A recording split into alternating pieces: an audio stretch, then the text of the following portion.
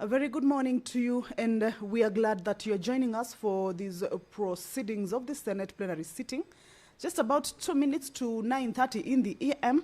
That is the time allocated for the sitting of the plenary of the Senate this Wednesday morning, the 17th day of the month of June, the year 2026. This is a live broadcast that is streaming from the Senate chambers, Parliament buildings in Nairobi. And it is a broadcast that is brought to you by the Parliamentary Broadcasting Unit in partnership with Kenya Broadcasting Corporation. A warm welcome to you. And we shall just go right ahead to take a look at the business that the members of the Senate shall this morning be transacting. Remember, it is a Wednesday morning, a day or a sitting that the Senate sets aside specifically for hosting the cabinet secretaries who are usually invited to the chamber or to appear before the House to give comprehensive responses to a number of concerns that are usually forwarded to their ministries prior their appearance on the particular day.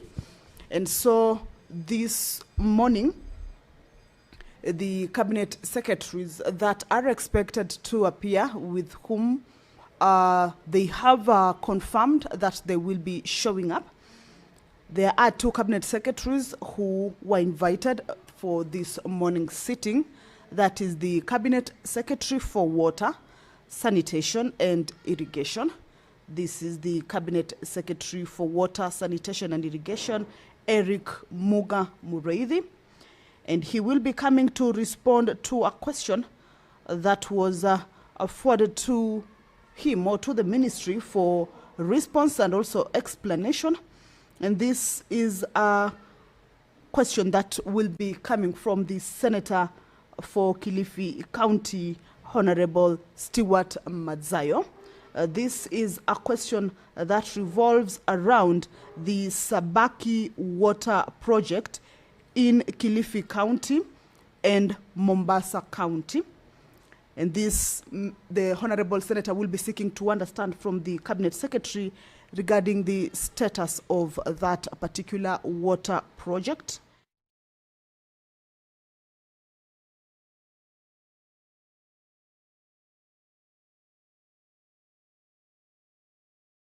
As well as when the project will end. That is the timelines for the implementation of that particular project. But on your screens, we can see the procession of the speaker right outside the chamber on the red aisle, that is red carpet aisle that is leading into the chamber. That is the Speaker of the Senate, Honorable Amason Jeffa Kingi. The mess right ahead of him, a symbol of authority of the House and of the Speaker. So you will now allow me to hand you over to this live broadcast. Good morning.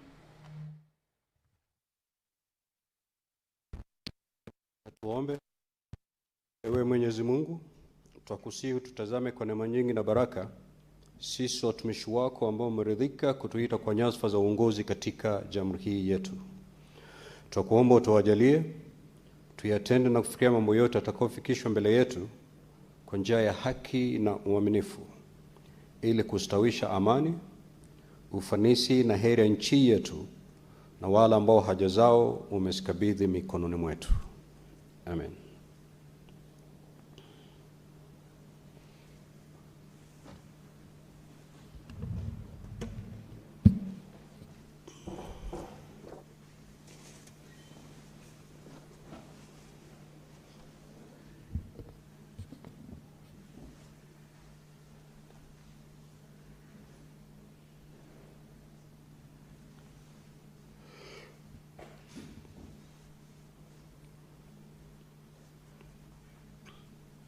Clerk, do we have quorum?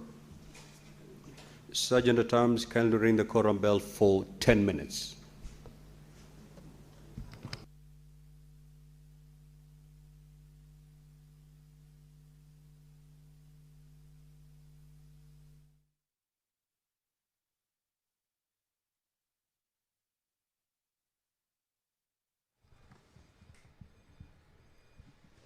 So the prayer has been said and the chair taken. However, There is a quorum hitch at the commencement of the sitting of the Senate, and the Speaker has directed that the quorum bell be rung for 10 minutes. Of course, this is as provided for in the House Standing Order number 40.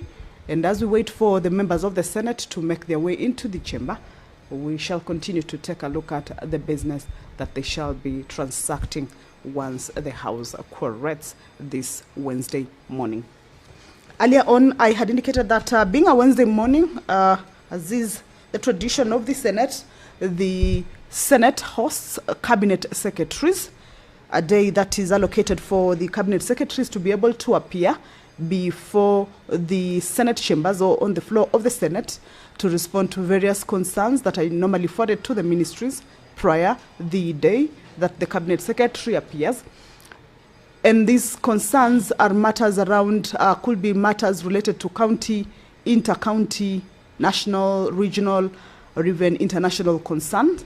So once the cabinet secretaries appear before the House, then they usually, or they are expected to give a comprehensive response to those concerns that the members of the Senate forward to the ministry. And we can see right next to the Speaker's seat, there is the podium or the stand where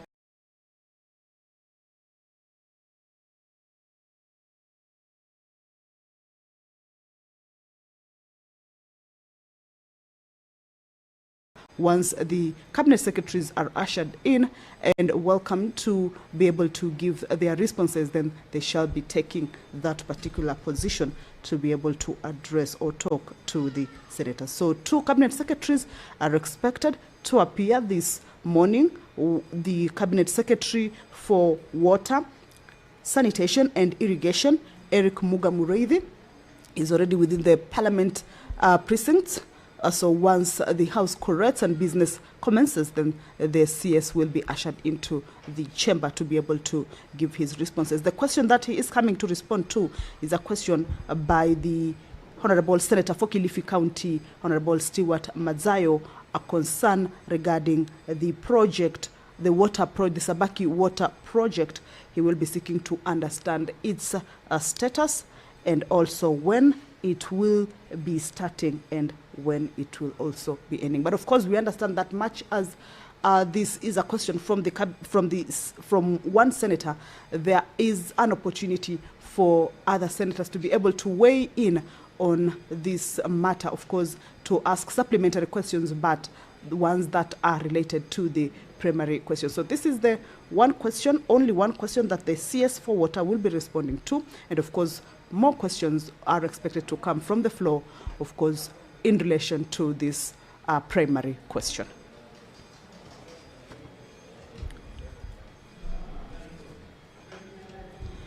The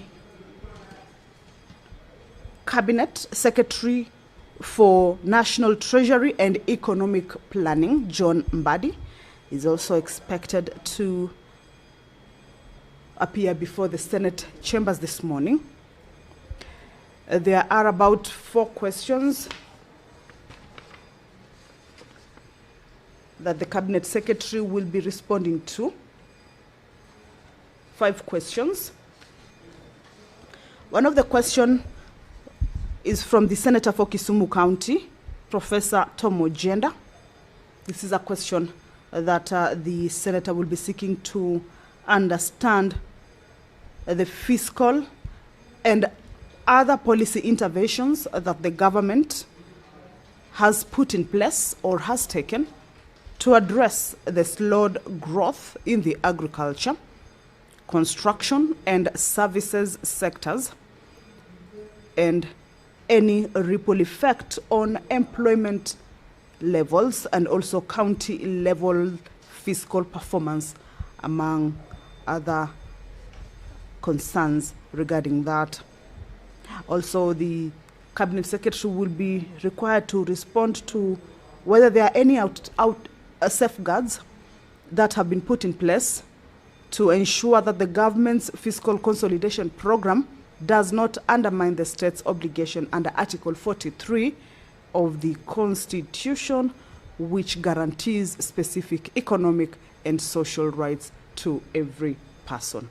This is a question that the Senator for Kisumu County will be seeking to understand from the Cabinet Secretary for National Treasury and Economic Planning, John Mbadi, once he appears before the Senate chamber this morning. If you're just joining us, is that the House about to commence? There is a quorum hitch just at the commencement of the sitting.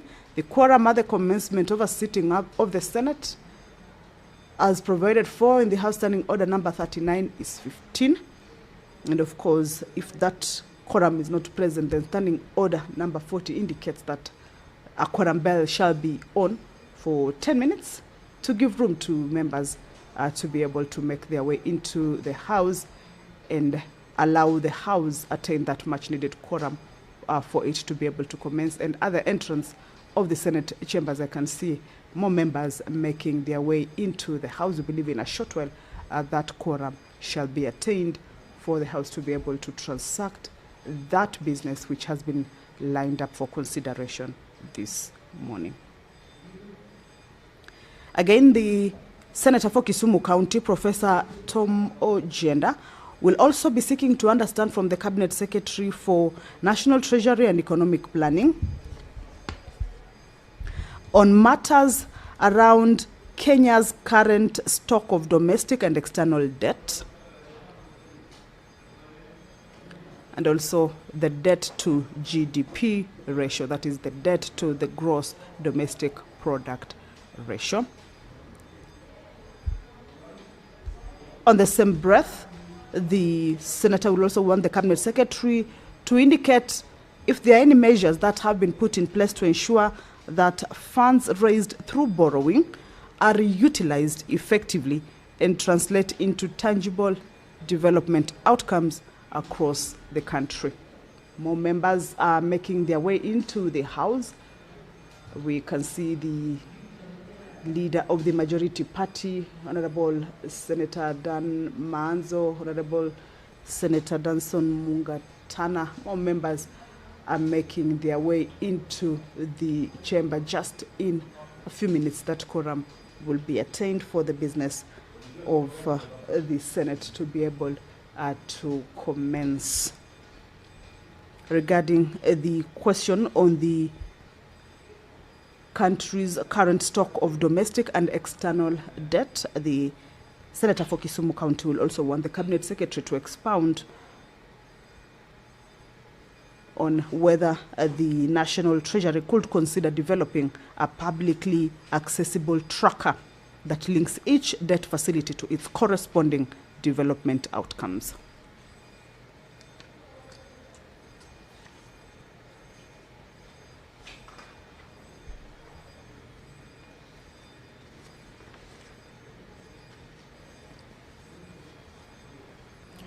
This morning, the Cabinet Secretary for National Treasury and Economic Planning, who has confirmed that he will be able to appear before the Senate, will also respond to a question. This is a question by the nominated Senator, Honorable Catherine Muma. A question around the electronic government procurement system, commonly referred to as EGP Kenya. The Senator will want the Cabinet Secretary to expound on the status update of the adoption of that particular system across national and county government entities, indicating one, the number of entities at each level that have fully or partially adopted EGP Kenya, as well as those that are yet to migrate to the system. Also the total number and value of contracts processed through EGP Kenya since its rollout. And also the number of entities that have fully complied with the legal requirement to publish contracts and other procurement-related information.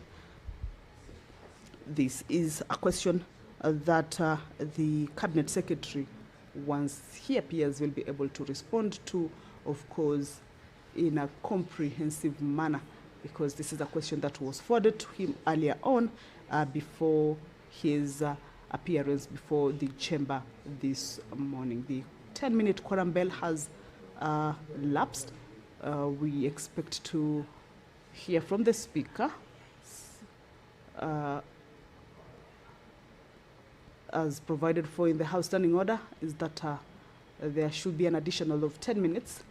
So regarding the question by nominated Senator Honorable Catherine Muma, is that the Senator will also want the Cabinet Secretary to explain how much the government has saved so far by transitioning to EGP Kenya, and whether there has been any quantifiable improvements in the efficiency of procurement processes since the transition.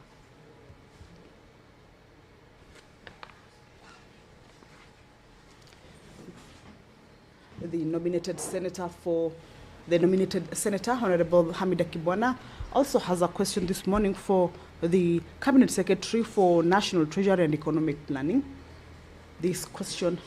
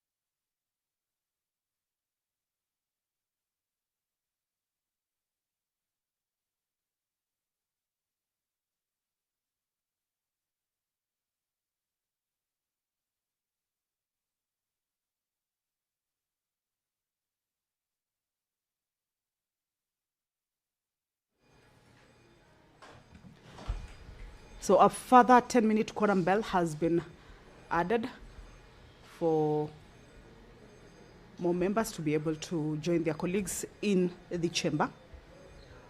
But the numbers inside the chamber are just almost or about to get to the quorum. So in a short while, as you can see, more members making their way into the chamber. The whips at this point, they are needed to be whipping the members, and we have seen that. So that quorum is just about, or may have been attained. However, we shall wait to hear from the speaker. And as we do that, let's continue to take a look at the business. The senators this morning will be hosting two cabinet secretaries. The Cabinet Secretary for Water, Sanitation and Irrigation, Eric Muga Mureithi, who is already within the precincts of Parliament. Once the House begins or commences, or the sitting commences, then the Cabinet Secretary shall immediately be ushered in. Remember, that is the business that the members of the Senate normally conducts or transacts during the Wednesday morning sitting. So allow me to hand you over. Good morning. Honorable Senators, kindly settle down. Settle down. We do have quorum now, so we will proceed with the business of the day. Clerk, kindly call the first order. Order number 1, administration of oath. Order number 2, communication from the chair. This one. Now, Honorable Senators, I'd like to acknowledge the presence of a visiting delegation of 5 teachers and 28 students from Kilimani Senior School in Nairobi County, who are seated in the public gallery this morning. The delegation is visiting the Senate for an academic exposition. On behalf of the Senate and on my own behalf, I extend a warm welcome to the delegation and wish them a fruitful visit. I will call upon Senator Eddy to extend a word of welcome to the school. Thank you, Mr. Speaker. I think that this is a very special delegation to us as a House, especially because we have seen a number of things happening in our schools today that we didn't expect. And it's amazing to see a number of students who are committed to continue the learning despite the pressure that they are facing. And I want to wish you a very good visit here and give you the courage that education is a process with which you build your future or you destroy your future. So even as you continue studying and even as you continue exploring your lives, as students, take care of your heart and take care of your future. Despite the pressure that you're facing in school, just hanging there, work hard, and it will come to pass that you will make the best out of a school. But even as you visit us here, this is the house that makes laws as well as protects devolution. Make sure you learn from the house as much as possible, and I hope that your stay will be good. Your senator is not in yet, Senator Sifuna, but because you're close to my heart, as I'm among the youngest senators here, there's a tradition with which we greet students in and out of these chambers. So I'll make sure that I meet you outside the chambers to make sure that the tradition is maintained even before the senator comes. I thank you, Mr. Speaker, and welcome to all of you. Thank you. Next order. Order number 3, messages. Order number 4, petitions. Order number 5, papers. The Senate Majority Leader.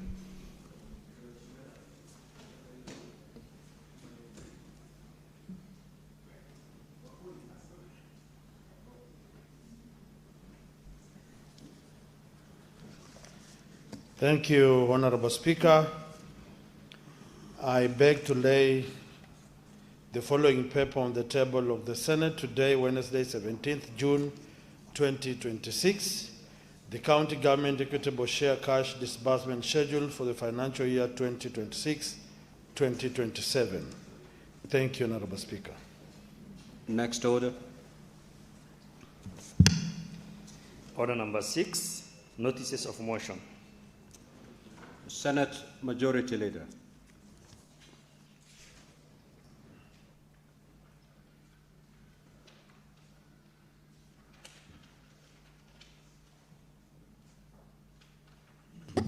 Mr. Speaker, I rise to give notice of the following motion, which is a reconstitution of standing committees, that notwithstanding the resolution of the Senate made on the 12th of February 2025 and on the approval of senators to serve in various standing committees of the Senate, and pursuant to Standing Order number 197, 199, 228, and the fourth schedule to the standing orders, the Senate approves the following senators nominated by the Senate Business Committee to serve in the standing committees of the Senate as follows. 1, Committee on ICT, Senator Agnes Kavindu to replace Senator Beatrice Akinyi-Ogola.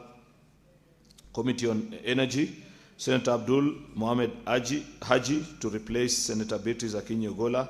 B, Senator Moses Kajwang to replace Senator Edwin Sifuna. 3, Committee on Agriculture, Senator Beatrice Akinyi-Ogola to replace Senator Moses Kajwang. I thank you, Mr. Speaker. Next order. Order number 7, questions and statements.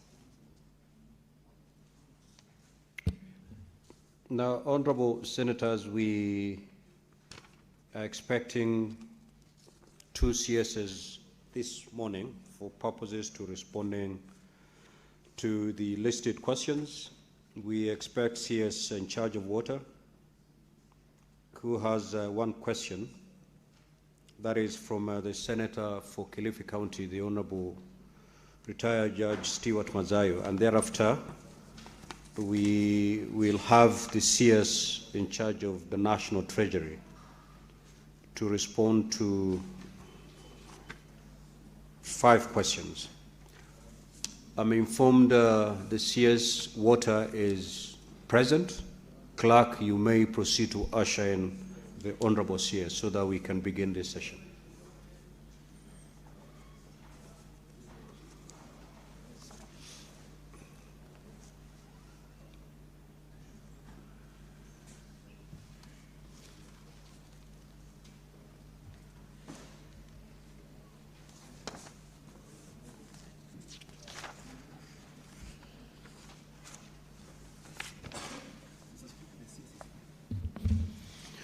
Sirs, welcome back to plenary of the Senate.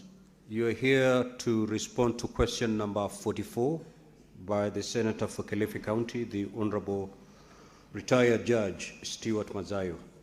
Senator Mazayo, you may proceed to ask the question.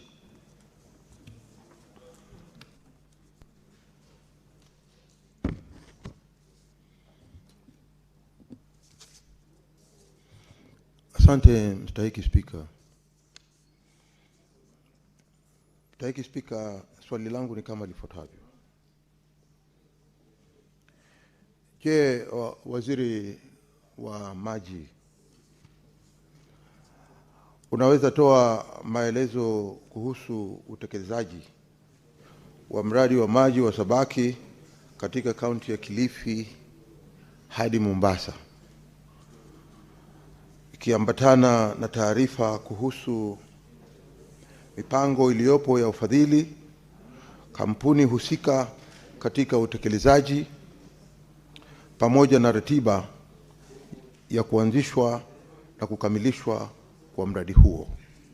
Hilo ni swali la kwanza. La pili, Bwana Waziri, kama unaweza kueleza, mbali na mradi huo, na mikakati gani, una mikakati gani ambayo waziri yako, wizara yako imeweka ili kuhakikisha upatikanaji wa maji ya kutosha ya wakazi wa kaunti ya Kilifi, hasa ikizingatiwa kuwa hali ya ukame inarudi mara kwa mara na athari zingine na mabadiliko ya tabia nchi inazidi kuongezeka?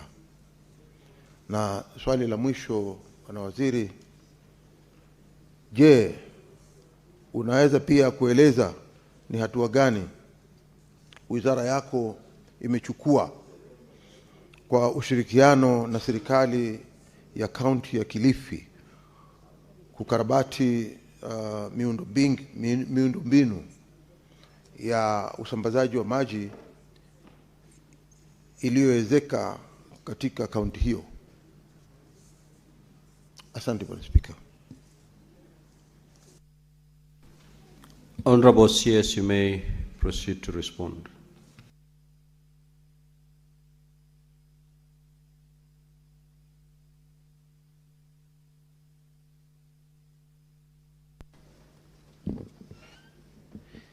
Thank you, Honorable Speaker.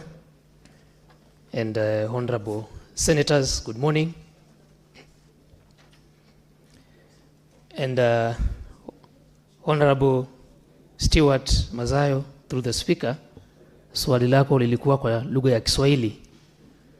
Ningeomba niweze kulijibu kwa lugha ya Kimombo kwa sababu some of these terms are very technical.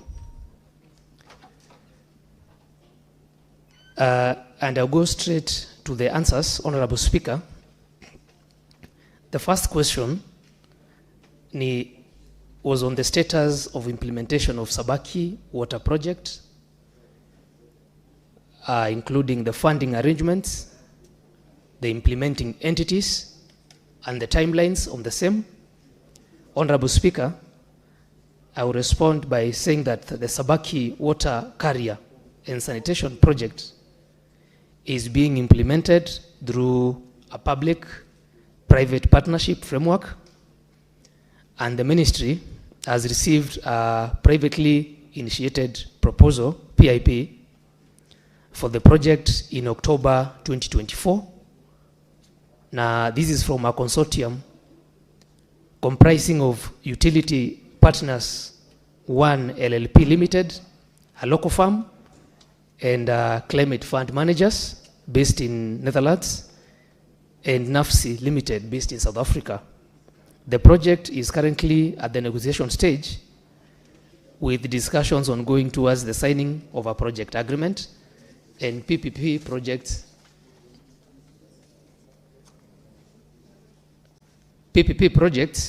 are domiciled or spearheaded at the PPP Directorate, which is at National Treasury. The project is preliminarily designed to abstract. Yes, Senator for Kilifi. I thought the CS responding to your question. Yes, ndio. Bwana Spika, swali langu nililouliza ni kwa minajili ya watu wa Kilifi na Wakenya wote kusikia. Waziri ni Mkenya na nina hakika kwamba ako na wasaidizi kuanzia naibu wake kuendelea mpaka chini. Kuna maafisa wanaweza kumtafsiria hali ya maji ilivyoko katika Kilifi. Hili ni jambo muhimu sana kuona ya kwamba waziri anasema hawezi kuongea Kiswahili ama hana uwezo, sijui kama hajui Kiswahili, na hili ni jambo la kusikitisha. Nataka kujibiwa swala hili kwa lugha ambayo inaweza kuwa na ufasaha zaidi na watu wa Kilifi, ili waweze kuelewa shida yao ya maji, hususan inaanzia wapi, inatokea wapi, ili waweze kujua pia. Asante Bwana Waziri. Senator for Kilifi, this is a house of rules and procedure. And our rules, both Swahili and English languages are permitted. The Honorable CS may elect to use either. He has, in this particular case, elected to use English, and that does not in any way make him out of order for electing to use English. You may proceed, Honorable CS. Thank you, Speaker. The project is designed to abstract around 80,000 cubic meters of water. This is from Sabaki, and supposed to supply Kilifi and Mombasa counties, namely the towns of Watamu, Mtwapa, Nyali, Kisauni, that is in Mombasa. In addition, the project will incorporate wastewater treatment capacity of between 25,000 to 35,000 meter cubic per day. And because of the power challenge we have in the region, as well as construct a 7 to 10 megawatt solar power plant to support the operations of the new waterworks. Honorable Speaker, the project is projected to be a 20-year concession arrangement, and this is still under negotiation at the PPP Directorate, where the consortium will undertake investment, will do operations, and also do some last mile service delivery within agreed zones in collaboration with, of course, the practitioners, that is the water service providers, that is namely Kilifi, Mariakani Water and Sewerage Company, Malindi Water and Sanitation Company, and Mombasa Water and Sanitation Companies.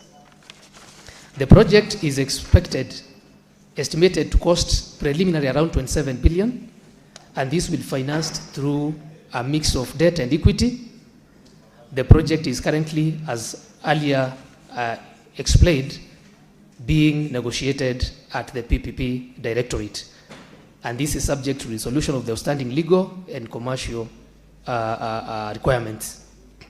Following the signing of the project agreement, the financial close is expected in accordance with applicable public-private partnership frameworks, that is typically within 12 months,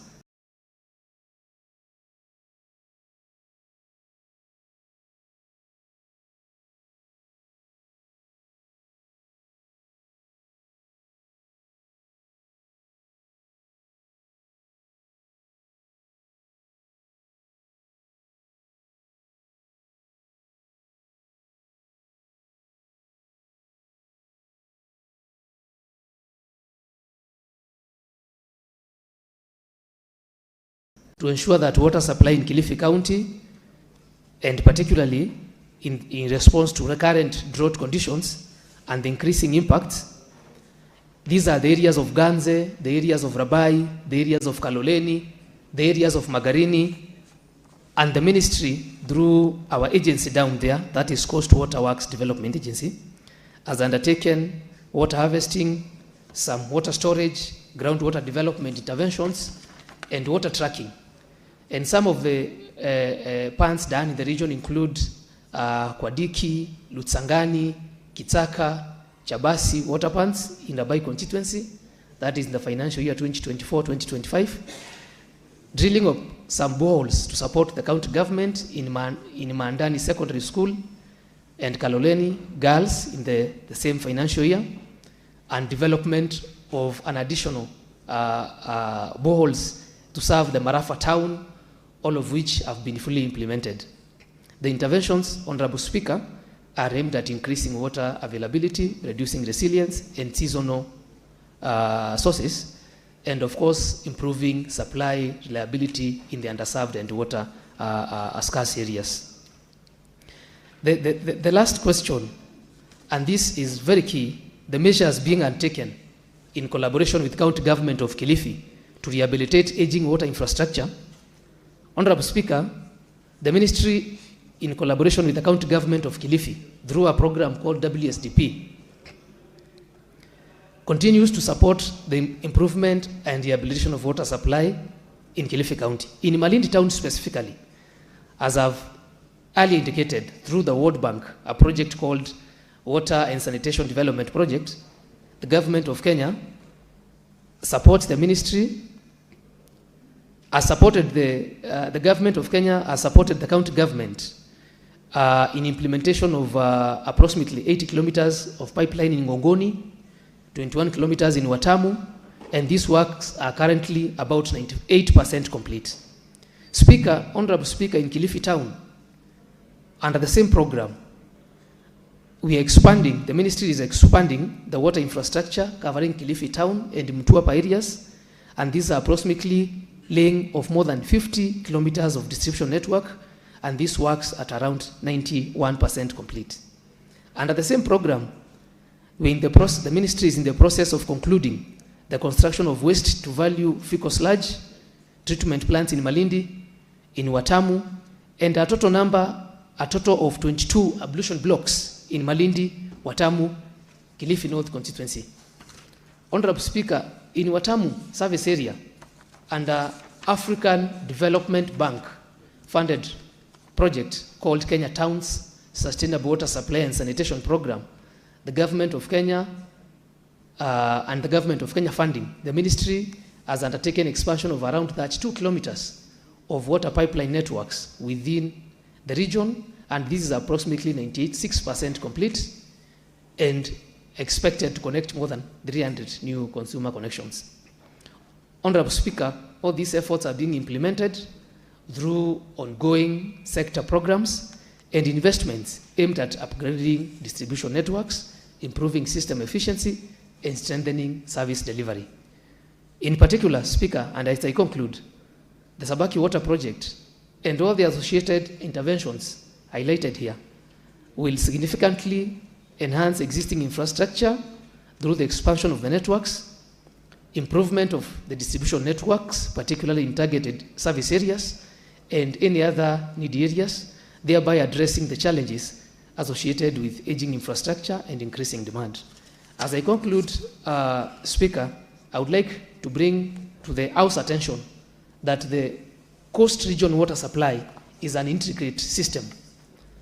Due to lack of many rivers, the source, the Baricho well fields, that brings water from Baricho all the way to Malindi, then the Sabaki existing Kuria that comes to Mtuapa, Kilifi, then Mtuapa, and then terminates at Gutatu in Mombasa, North Mainland, is in a way connected to the water supply in Mombasa and the water supply in Kwale and also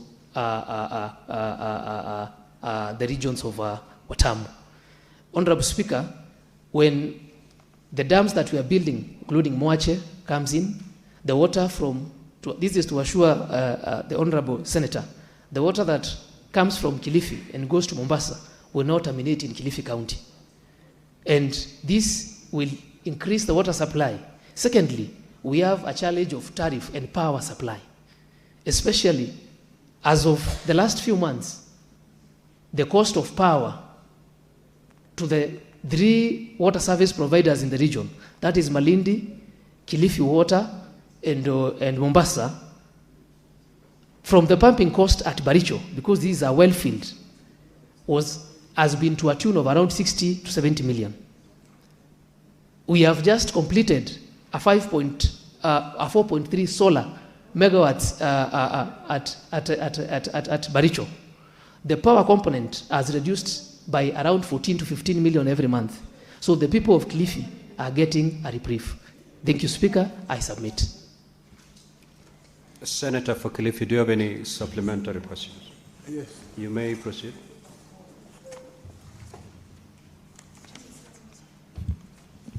Bwana Waziri, kunayo ripoti ya kwamba mara kwa mara unapata kuona ya kwamba bili ya maji na inakuwa inapanda juu ama inakuwa vigumu sana kwa county kuweza kuilipa kwa sababu kumekuwa na upotovu wa mambo ya stima. Je, katika hii taratibu zako za kazi unaweza kuangalia kuona ya kwamba bili zingine kama hizi zinaweza kufutiliwa mbali ili county iweze kuendelea kusambaza ama iendelee kuwa na uwezo wa kuweza kupatia watu maji? Kwa sababu gani nasema namna hii, Bwana Waziri? Ni kwa sababu saa nyingine unapata ya kwamba maji yanakatwa na yanamaliza muda fulani, na ilhali watu wanaoishi katika yale masehemu wanategemea maji zaidi, halafu maji yanakuwa na shida sana katika hayo maeneo kwa sababu ya ukame. Ni hatua ambayo unaweza kuchukua wewe kama waziri, ama nikuulize, je, unaweza kuchukua hiyo hatua ya kuona ya kwamba bili zingine kama hizi za kulipa maji kwa sababu ya stima, na hususan sasa mimi nasikia naona kwamba katika majibu yako umesema vizuri kwamba kuna sola ambazo zinawekwa kuweza kusaidia pia kupunguza hiyo bili, lakini kwa hivi sasa ile bili ni kubwa sana ambayo inafanya kwamba kaunti ya Kilifi inakuwa na uzito sana kuweza kulipa hii bili. Kwa hiyo sijui kama katika wizara yako unaweza kuangalia namna gani kuona ya kwamba bili za maji kama hii inaweza kufutiliwa mbali ili kuweza kuwapatia nafasi Kilifi County iweze kuendelea kusambaza haya maji. Asante Bwana Speaker. Honorable CS, you may respond. Through the Speaker, Honorable Mazayo and Senator, the question you've asked is very, very, very prominent in the region. Myself, I am part of the team that has actually looked at the water systems in the coast region. And one of the challenges that rocks the coast region fervently is the pumping cost of water. Most of the water in Kilifi County originates from Sabaki well fields, where we have around 15 boreholes. These are pumped and taken to a collection point, and that water is pumped all the way to Ngutatu, and it is also pumped all the way to Malindi through the Kakuyuni pipeline. And the Sabaki pipeline is the one that actually comes to Mombasa. The cost of power is between 60 to 70 million every month.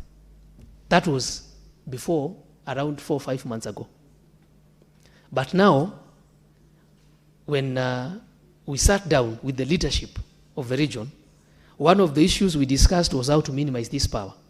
So you have adopted a hybrid system where we are using solar So we have installed actually 4.3 megawatts of power as we speak today in Baricho at the Sabaki point, at the intake point.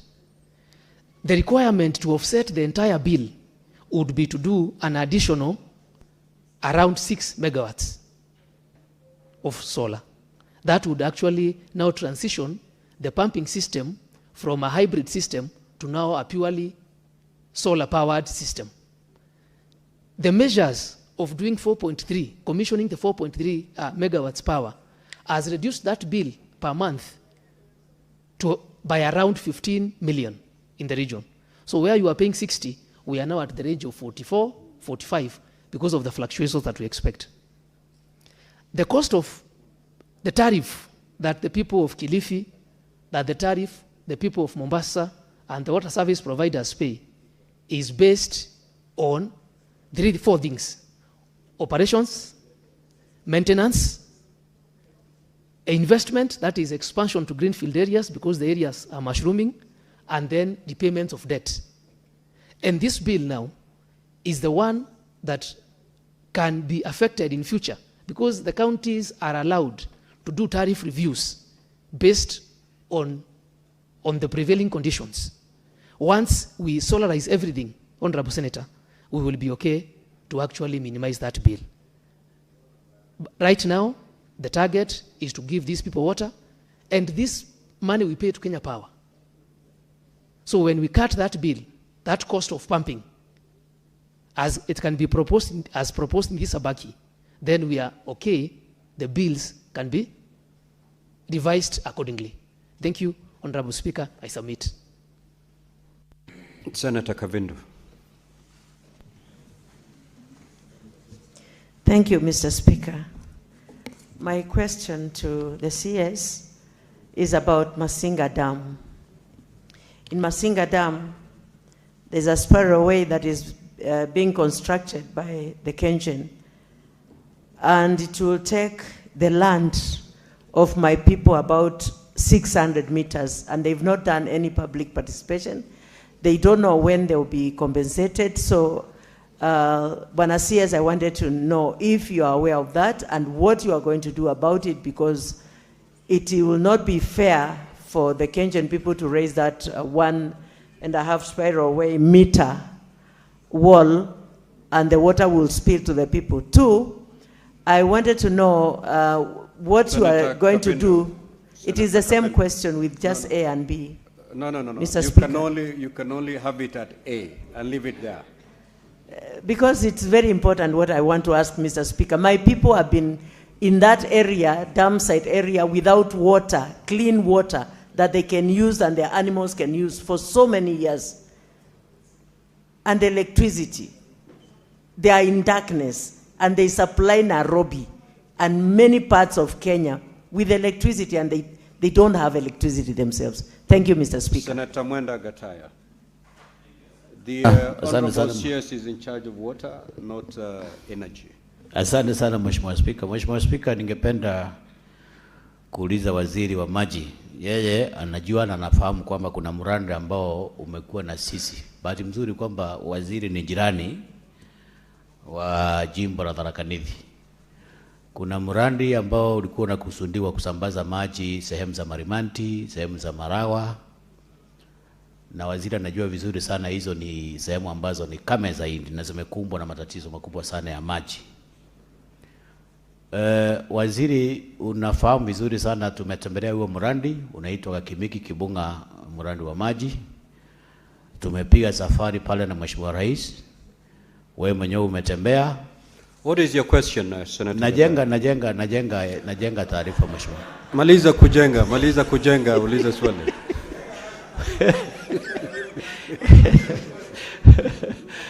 Najenga Mheshimiwa Speaker, tungependa kujua kama kwamba kuna pesa zozote zile ambazo, kwa sababu wakaaji wa hizo heri ambazo zilikuwa zinakusudiwa kupata maji bado wanahangaika. Na hiyo ni baada ya miaka kama 3 tangu huo mradi uanzishwe, hata nafikiri ni zaidi ya miaka 5. Sijui kama kuna taarifa yote ungetoa kuhakikishia watu wa Tharaka Nithi, sana wale ambao wanatazamiwa kufaidika na huo mradi wa maji, kama kuna mikakati yote wizara yako imefanya kuhakikisha kwamba watu wa Kebunga, watu wa Marimanti, watu wa Marawa wamepata maji ya kulima na ya kutumia nyumbani. Asante sana Mheshimiwa Speaker. Senator Manzo. Thank you, Mr. Speaker. Mr. Speaker, the CS is aware that the river is the one which becomes Sabaki River downstream, Mr. Speaker.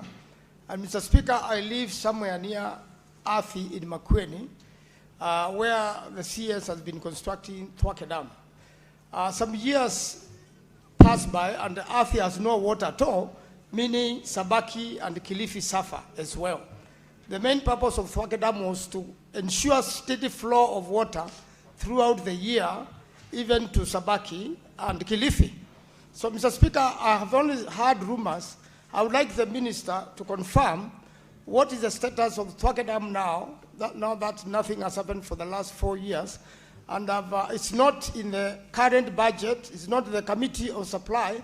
When are we going to get funds to complete Thwake Dam so that the people in Kilifi can also have steady flow of water? I thank you, Mr. Speaker. Senator Mungatana. Thank you, Mr. Speaker. Mr. Speaker,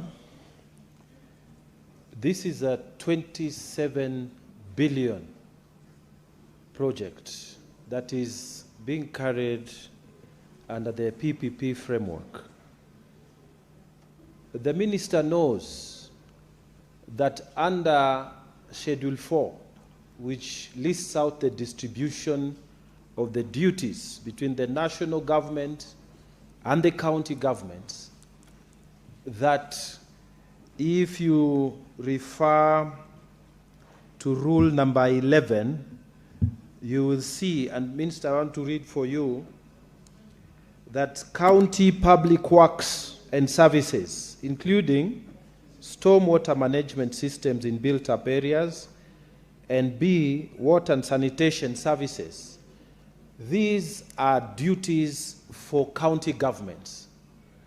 And we as senators, our business is to protect county governments. So I wanted Minister to tell us, this project, you say, is going to affect the county government of Kilifi, the county government of Mombasa. In this negotiation, in this contracting framework, have you involved these two counties? Have you involved the county assemblies? Have those matters been taken before those two assemblies? Because this is where the problem is. You do functions that are not yours. You are not giving money to the counties to do those functions. And then the people are not aware what is happening. Can I hear from you, Mr. Waziri, whether the counties have been involved as they should? I thank you, Mr. Speaker. Senator Eddie Okech. Mr. Speaker, the question that was asked by the Senator of Kilifi is a very important question, especially because the WSPs in Kilifi County, Mr. Speaker, face a lot of challenges with regards to the bills that they get from the waterworks in that area. And Mr. Speaker, these are akin to what's happening in Migori County, because Migori County, we have got Miwasco as the cornerstone water service provider in Migori County. But, Mr. Speaker, this being the only water service provider in Migori County with the capacity to be able to supply water across the entire county, I need to ask the minister or the CS, what is actually your plan to be able to expand the access to clean water to other areas in Migori County where the WSP Miwasco can only supply Migori town? Migori County has got a population of over 1.2 million people, and this only supplies about 10,000 households only that get built here. Places like Nyatike would need proper ministerial intervention in terms of having sunk boreholes by the ministry that can do something beyond the county. So what is your plan in this financial year to ensure that Nyatike, Kuria East, Kuria West, the drier areas where WSP like Miwasco cannot be able to get to, are going to have clean water in this next financial year? I thank you, Mr. Speaker. Senator Mundigi.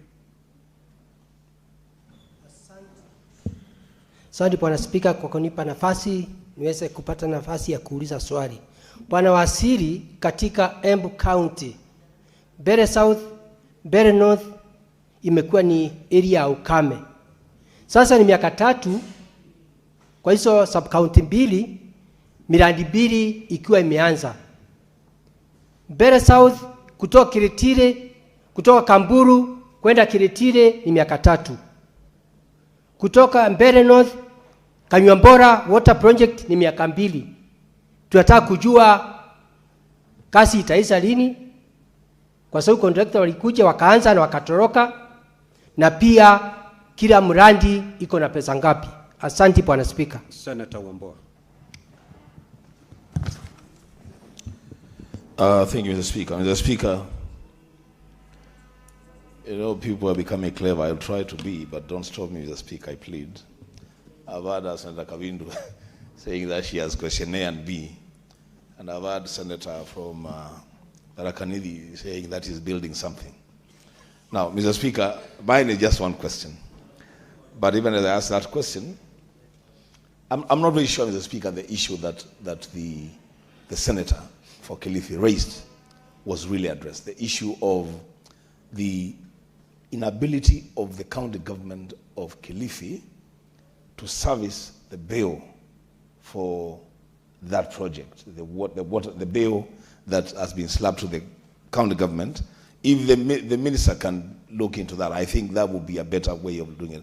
But while at it, Mr. Speaker, in Kitui County, every time you mention Kitui and water in the same sentence, a resident of Kitui, even if they are dead asleep, they will wake up.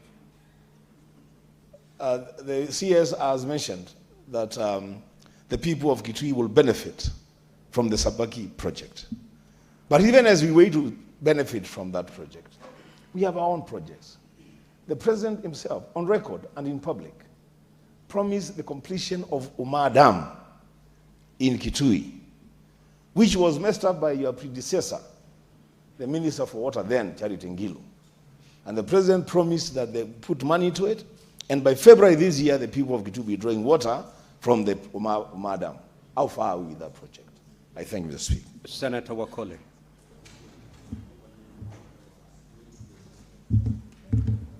Thank you, Honorable Speaker. I would like to ask the distinguished CS the following question. The Koika project, water project that originates at the top of Mount Elgon, what are you doing to involve or to ensure that the service lines passing through Mukuyuni, pass through Mukuyuni and Teremi wards of Kabuchai constituency, as well as the areas of Kapkerwa, Kabuku, Kubra, Masaek, and Kaptunguru areas of Mount Elgon, cascading down to Kandui constituency at large? Thank you, Honorable Speaker. Senator Muma. Thank you, Honorable Speaker, and welcome, CS. My question is how the ministry is implementing Article 6 on that collaboration and cooperation with county governments for better delivery of services. For instance, Nairobi County has over 60% of the population in Nairobi County live in the informal settlements.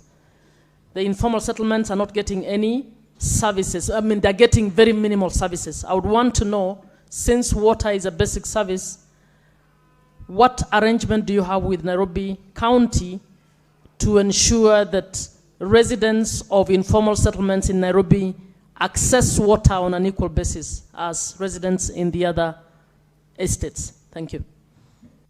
Senator Shakila Abdalla. Asante Mheshimiwa Speaker. Mheshimiwa, swali langu kwa waziri ni ile maji ambayo yanafurika kwa mabawa wakati huu wa mvua yakija yakikata barabara ya Gamba na Tana River. Barabara hiyo kila mwaka inakatika na inaleta hasara kubwa kwa serikali kurekebisha ama kufanya ukarabati wa hiyo barabara kuhusiana na hayo maji. Wizara ya maji ina mpango gani ya kudhibiti na kumaliza hiyo shida, yale mabawa yanayofurika, ili kuyadhibiti yale maji yafae wakati wa kiangazi, hususan kwa wakulima na wafugaji ambao wanapata shida sana wakati wa kiangazi? Asante Mheshimiwa Spika. Senator Charanke. Thank you, Mr. Speaker. Sir, mine is a follow-up question. It is similar in Nandi, in Kapsabet town. Mr. Speaker, there is unreliable supply of water, and the main way of supplying water in Kapsabet is there is use of electricity and generator. My concern, as what your senator has raised, is what is the Ministry of Water doing to ensure water being supplied to Kapsabet, because it experienced breakdown, it uses generator and electricity. What is the Ministry of Water doing to ensure that there is stability in terms of supply and water, and maybe to ensure that Keben Dam is completed in time to ensure stable and reliable water in Nandi and especially in Kapsabet town? I thank you, Mr. Speaker. Senator Mazayo, what's your intervention? Senator Mazayo. Thank you, Mr. Speaker. Nilikuwa nataka kumalizia kumuuliza waziri wa maji lile swala ambalo nilikuwa nimeuliza la muhimu zaidi, ni kama kuna uwezekano wewe kama waziri ambao ninajua uwezekano huo uko, unaweza kuchukua hatua gani ili kuona ya kwamba bili ile ambayo imekumba serikali ya Kilifi County inaweza kuondolewa ama kutengwa kando ama kukatwa kidogo kwa hali ya kuwasaidia serikali ili kuweza kulipa bili yao bila uzito wowote. Kama unaweza kuchukua hatua kama hiyo, nafikiria ingekuwa bora zaidi, Bwana Waziri. Asante. Honorable CS, you have 5 minutes to respond to those questions.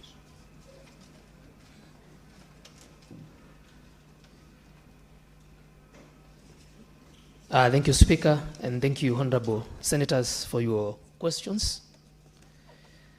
There was a question on Masinga Dam and KenGen and Power. Honorable Senator Kavindu, that is domiciled in the Ministry of Energy, please. The dam is also in the Ministry of Energy. It's an energy producing. The purpose of that dam was to produce hydroelectric power, built in the 1970s. There was a question by Honorable Senator Mwenda Taya Rakanithi about the Kibunga Kakimiki. The good thing is I've also been on this project myself. I've worked there, and this is to assure the Senator that there is some resources provided in the year 2026-2027 to continue implementing the project. The question by Honorable Mugatana on the fact that water is a devolved function. Honorable Mugatana, water being a devolved function, the responsibility, the mandate to provide the service to the people at the consumer point is domiciled at the county government. The ministry, through the water works development agencies, have a responsibility to build the inter-county bulk water supply and develop sources. And the project, the Sabaki PPP project, water supply and sanitation project, is on the development stage. So public participation is part and parcel of that process. So far, we have engaged the water service providers to inform them that this is on the pipeline as is required for us. And the counties, the amount that was mentioned is an estimate, engineer's estimate. When the PPP directorate does its work, the project gets to project development, and the proponent now given a go-ahead, we will have a finalized detail. But public participation and engagement of county governments will be key, because these are the partakers of this particular resource when the time is done. Senator Okech, I was in Migori and even met the leadership in Migori, because now we are doing projects like Kehancha under the National Urban. We have ongoing programs in Kegonga. Phase 1 is complete. We are now doing phase 2. We have projects in Awendo, and all these efforts are geared towards expanding the water supply scenario in Migori County. Senator Mudigi, your question was on water supply in Mbere North and Mbere South. You are well aware that we have 2 projects designed in that region. We have the Kamburu Water Supply Project and the Masinga Water Supply Project. Kamburu, as we speak, works ongoing. The contractor is on ground. We had pending certificates, but we are sourcing for resources in the next financial budget to offset that, to ensure that this project is completed. Senator Wambua, the discussion on the expansion of mentioning Kitui and water in the same statement. Senator Mundigi, you're out of order. Please. Proceed, Honorable CS. Kitui, this is a long-standing issue. And one of the issues we are trying to solve is the Uma Dam. Uma Dam is the heartbeat of Kitui from where I stand. And this was started in the year 2012. And this project actually stalled. But in 2023, Honorable Speaker, we have resumed doing this dam. And if you check the finances, for the last 2 years, resources have been allocated to this dam. So this, even if you check the 2026-2027, there are resources allocated to this dam. The ministry and the government is committed to ensure that these historical dams that have stored for far too long are completed, because we are very keen on water storage. Senator Wakoli, you talked about the Koika water project. This one is on design stage, phase 3. So the areas you have actually mentioned can be captured during a final detailed design. Senator Muga, you have talked about the collaboration between the county government of Nairobi and the national government. The national government has just completed the Northern Collector Tunnel. This is bringing 140 million liters on an optimal day to Nairobi County. And the counties of Kiambu, it is going as far as Machakos to Kinania, the Leather Turning Point, and the EPZ. In the informal settlement, the pipelines we are doing in the eastern side from Kabete to the western side, from Kabete, Karen, going all the way to Langata. We have a contractor about to commence that program, and it will benefit some of the informal settlements in that region. We have done the eastern pipeline all the way to Embakasi, and we are working with the French to actually increase water supply to these informal settlements. However, Honorable Speaker, I have to note that the last mile component is a support from the national government, because the last mile systems, the feeder lines that go to the consumer, is domiciled as a responsibility under the county government. There is a concern on the spillage of our dams, because it was asked in Swahili. Mimi najua mabomba ni dams, from mabwawa ni dams, bomba ni tanks. And this spillage happens for the safety of the people. First of all, when the dam is overtopped, that becomes a hazard to the people downstream. So dams have a spillway to ensure that when maximum storage capacity of the dam is achieved, water has a safe outlet downstream to prevent damage and loss of lives downstream. Now, the challenge is this spillage is causing destruction on the roads. And that is something we can look at and work with the Ministry of Transport to see how we can have properly done drains that are well concreted, so that water does not cause erosion of the roads and spill over on the tarmac pathways. Senator Cheregei, Nandi is the first county where I started my inspection, and I went to launch a treatment plant. That was my first assignment on this job, and we are doing a last mile component in Nandi, and unfortunately Nandi also has its own unique challenges. It is a hilly place, so the flow of water to highland settlements by gravity is a challenge. So most of your systems are on pumping schemes. Secondly, your Nandi is also a unique place because the amount of solar received in that region is not that much. So we are contemplating hybrid systems whereby you have partly solar and partly KPLC. Secondly, the Keben Dam designs have been done, completed. We're in the process of sourcing for resources. And you know now we are talking about even NIF, the National Infrastructure Fund, to develop these big dams.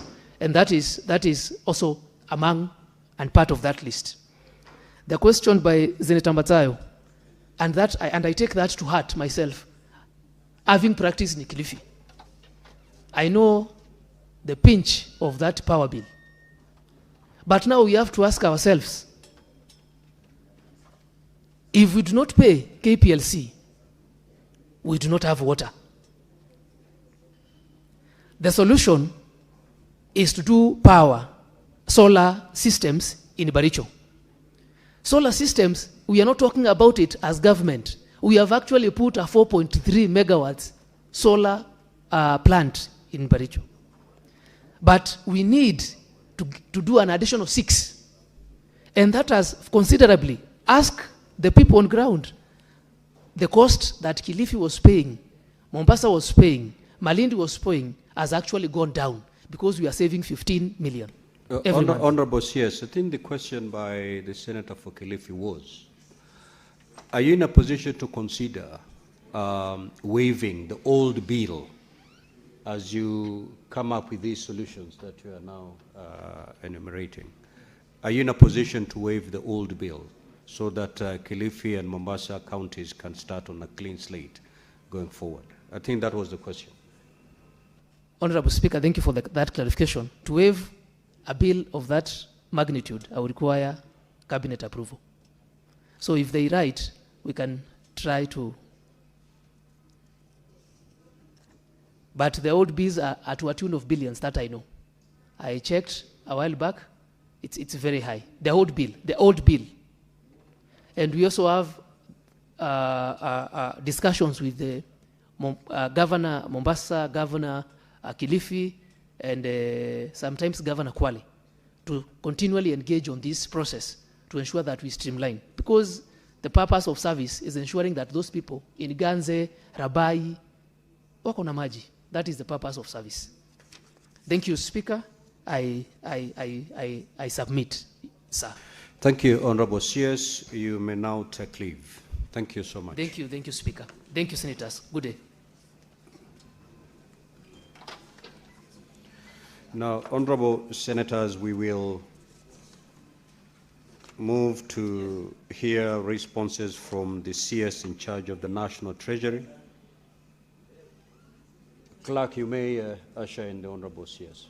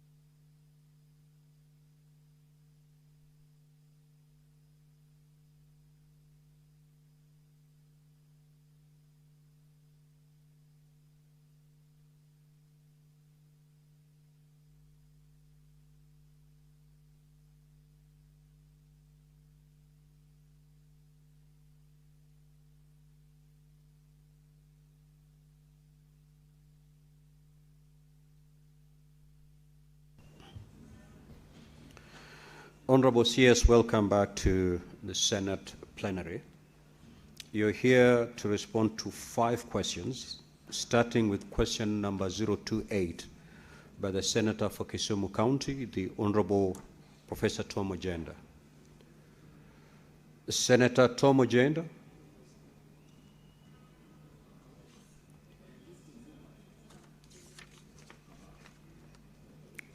We will move to question number 032 by Senator Catherine Muma. Senator Catherine, you may proceed to ask your question.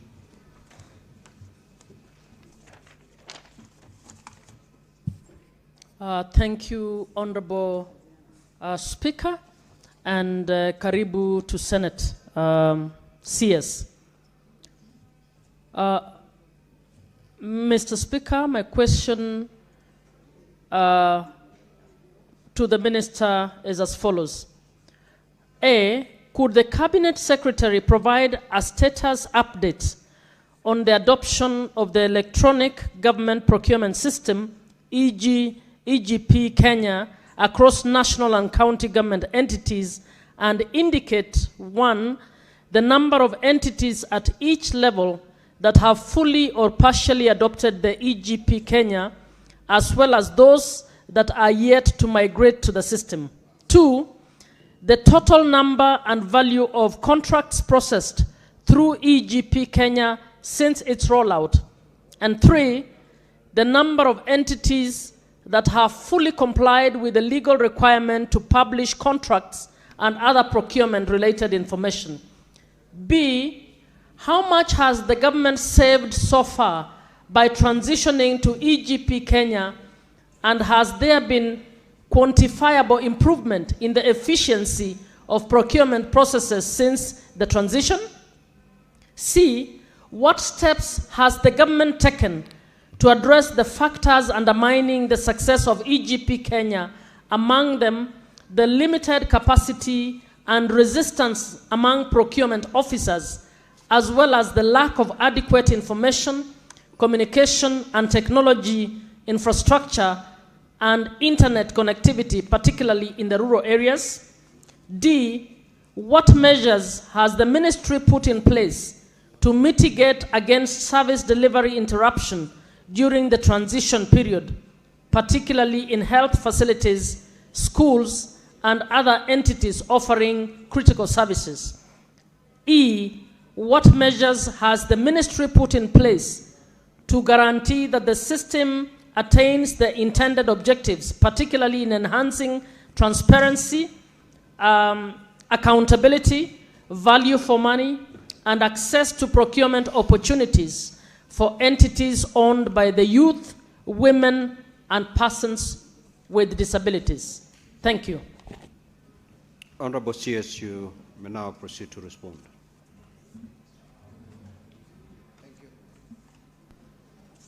Thank you, Mr. Speaker. And once again, I want to thank you again and thank the Senate for inviting me once again to come to the Senate and answer to several questions.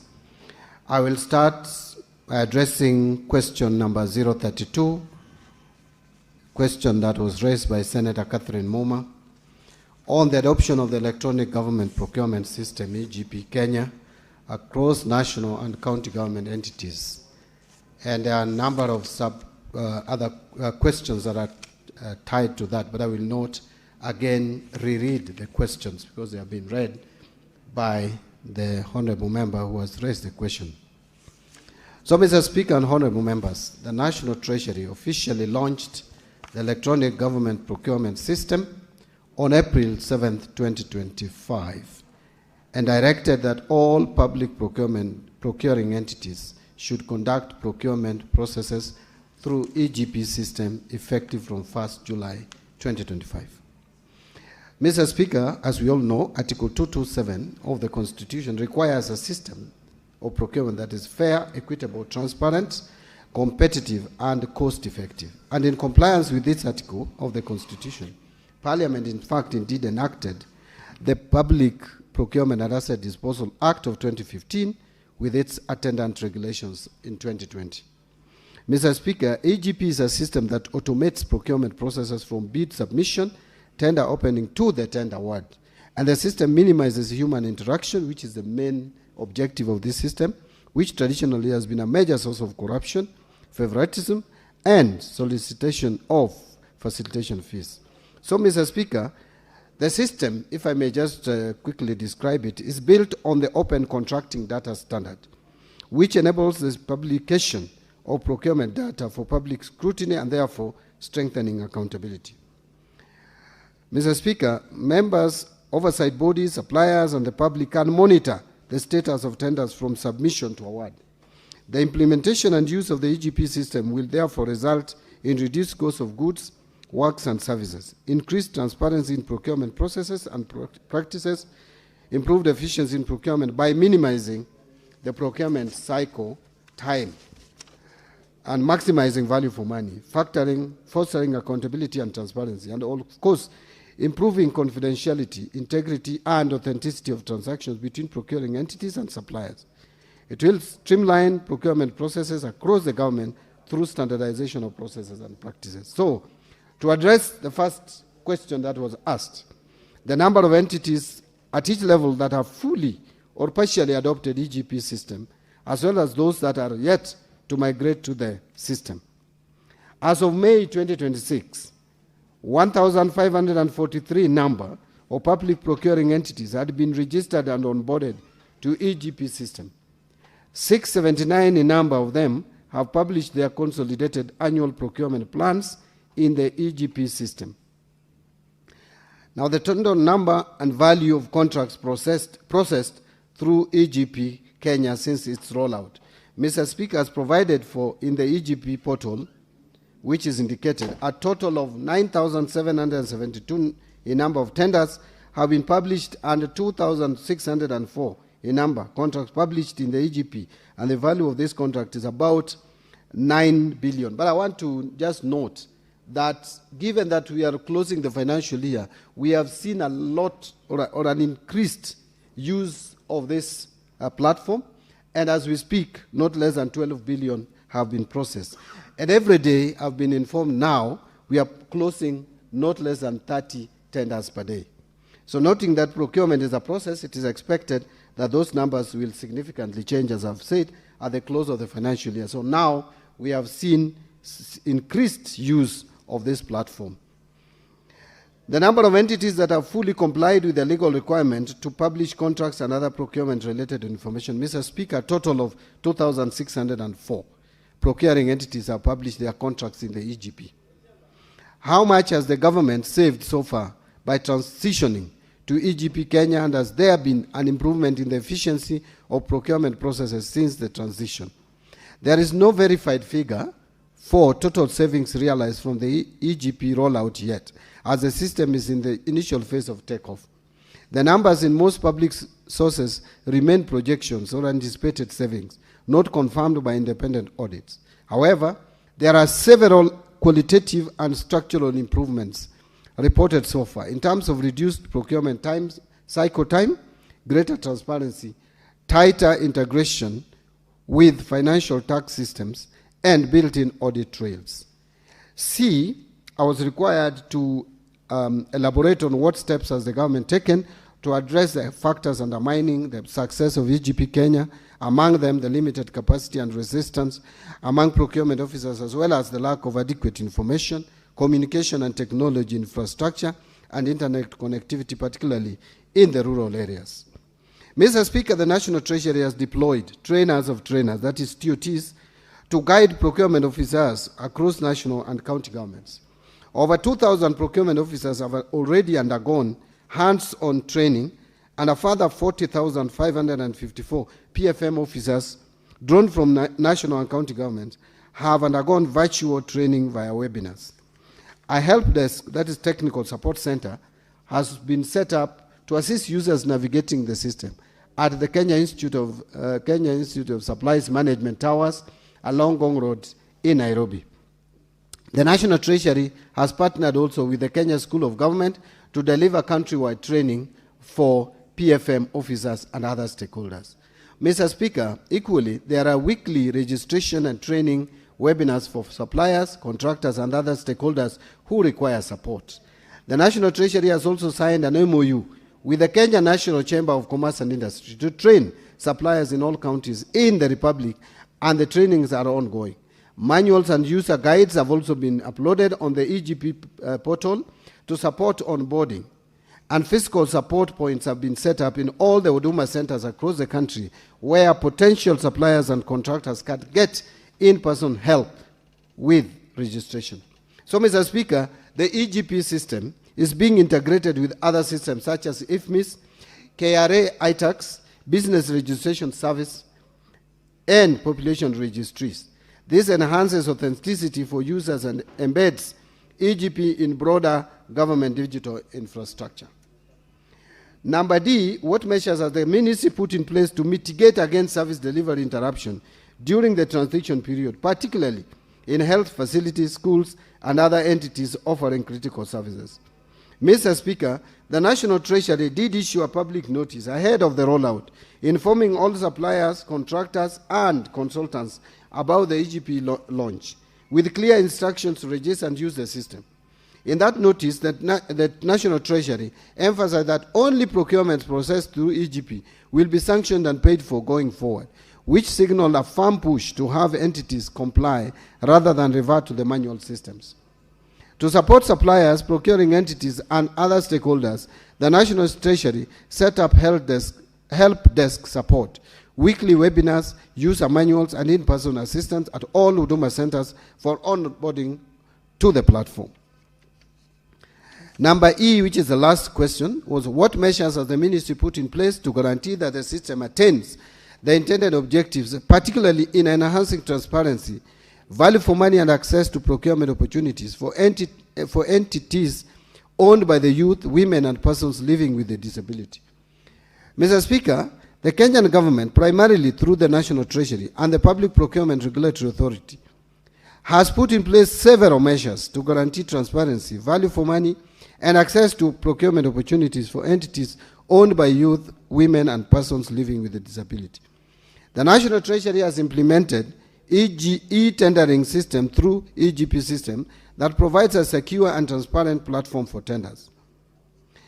The system facilitates online preparation, submission, and approval of procurement plans, as well as publication of approved plans and awarded tenders, allowing for public scrutiny.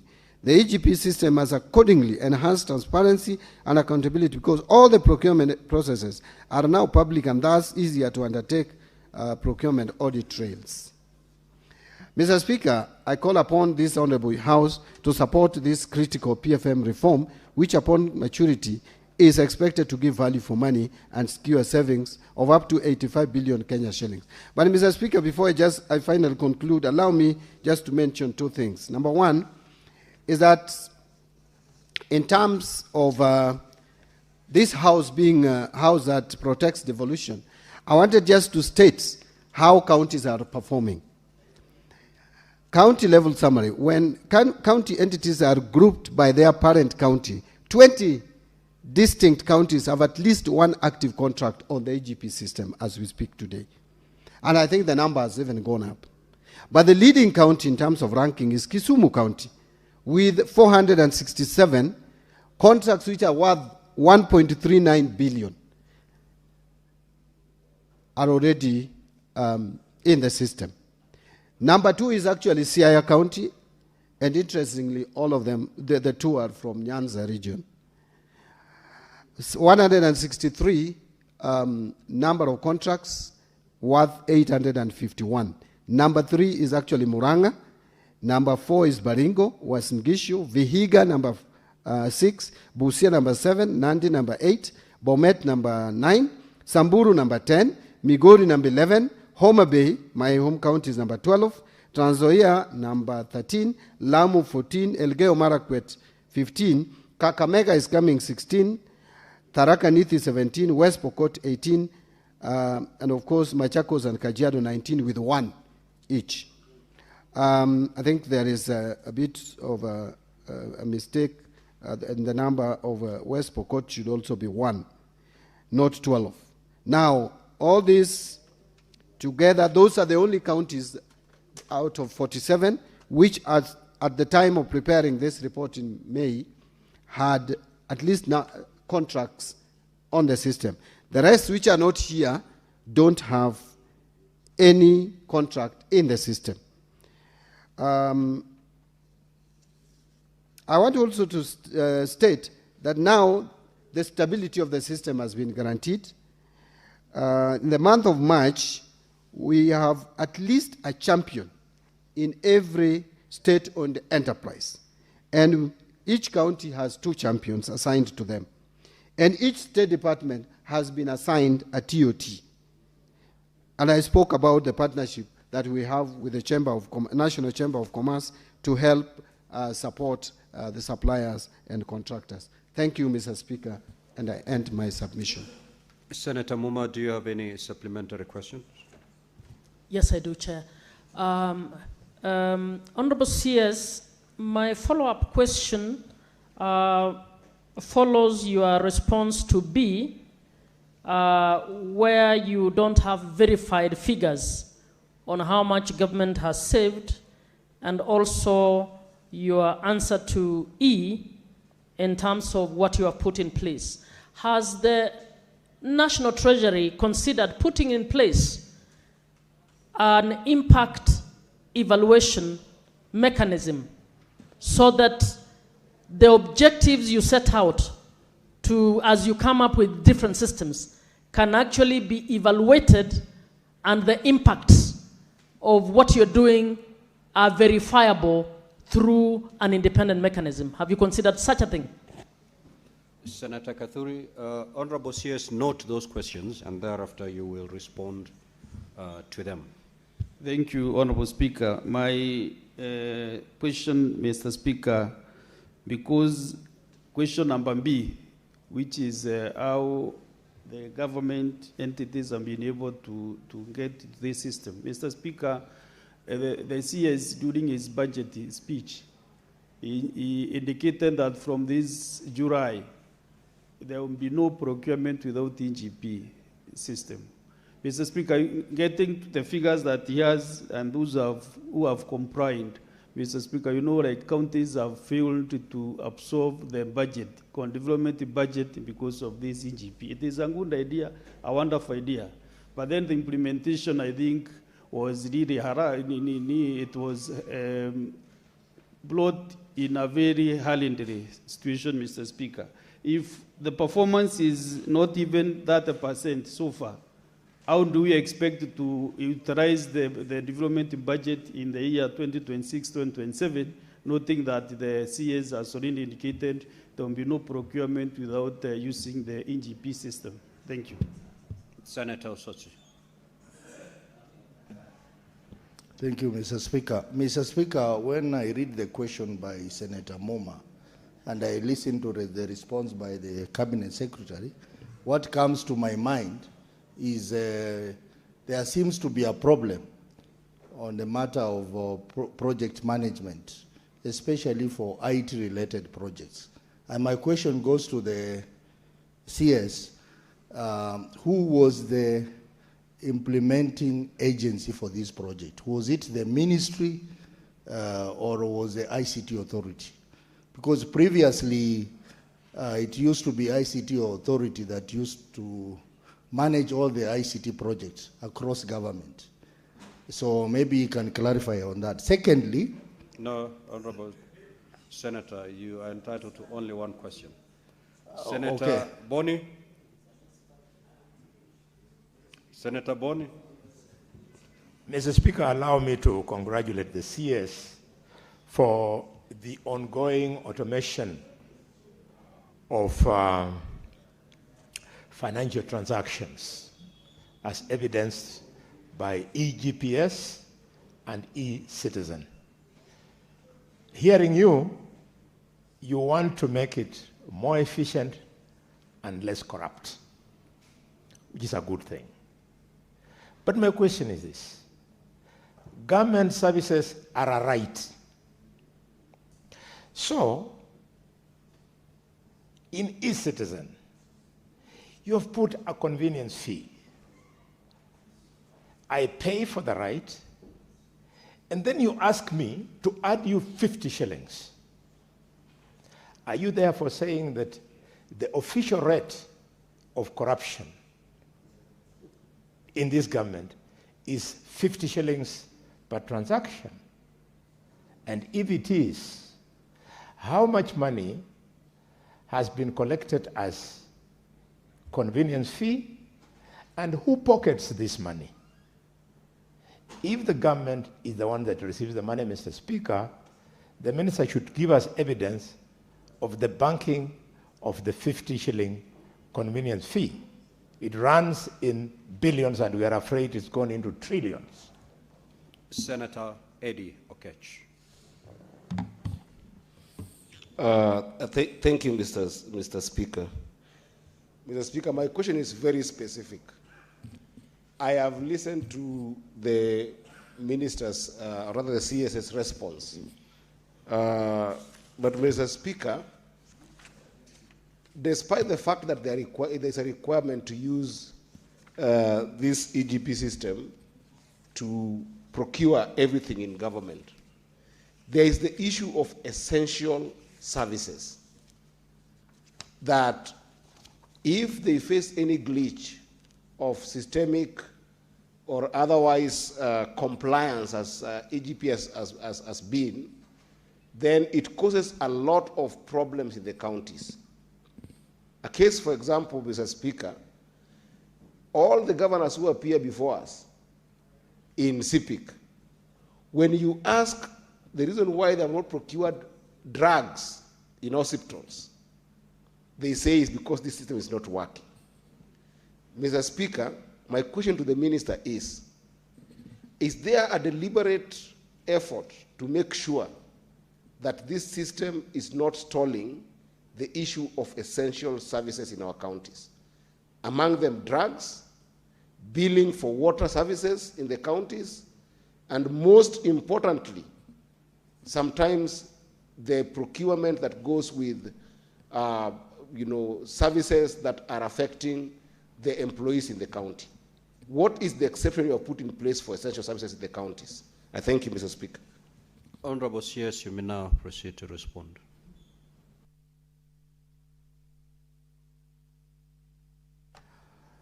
Thank you, Mr. Speaker, again for allowing me to address further supplementary questions by honorable senators.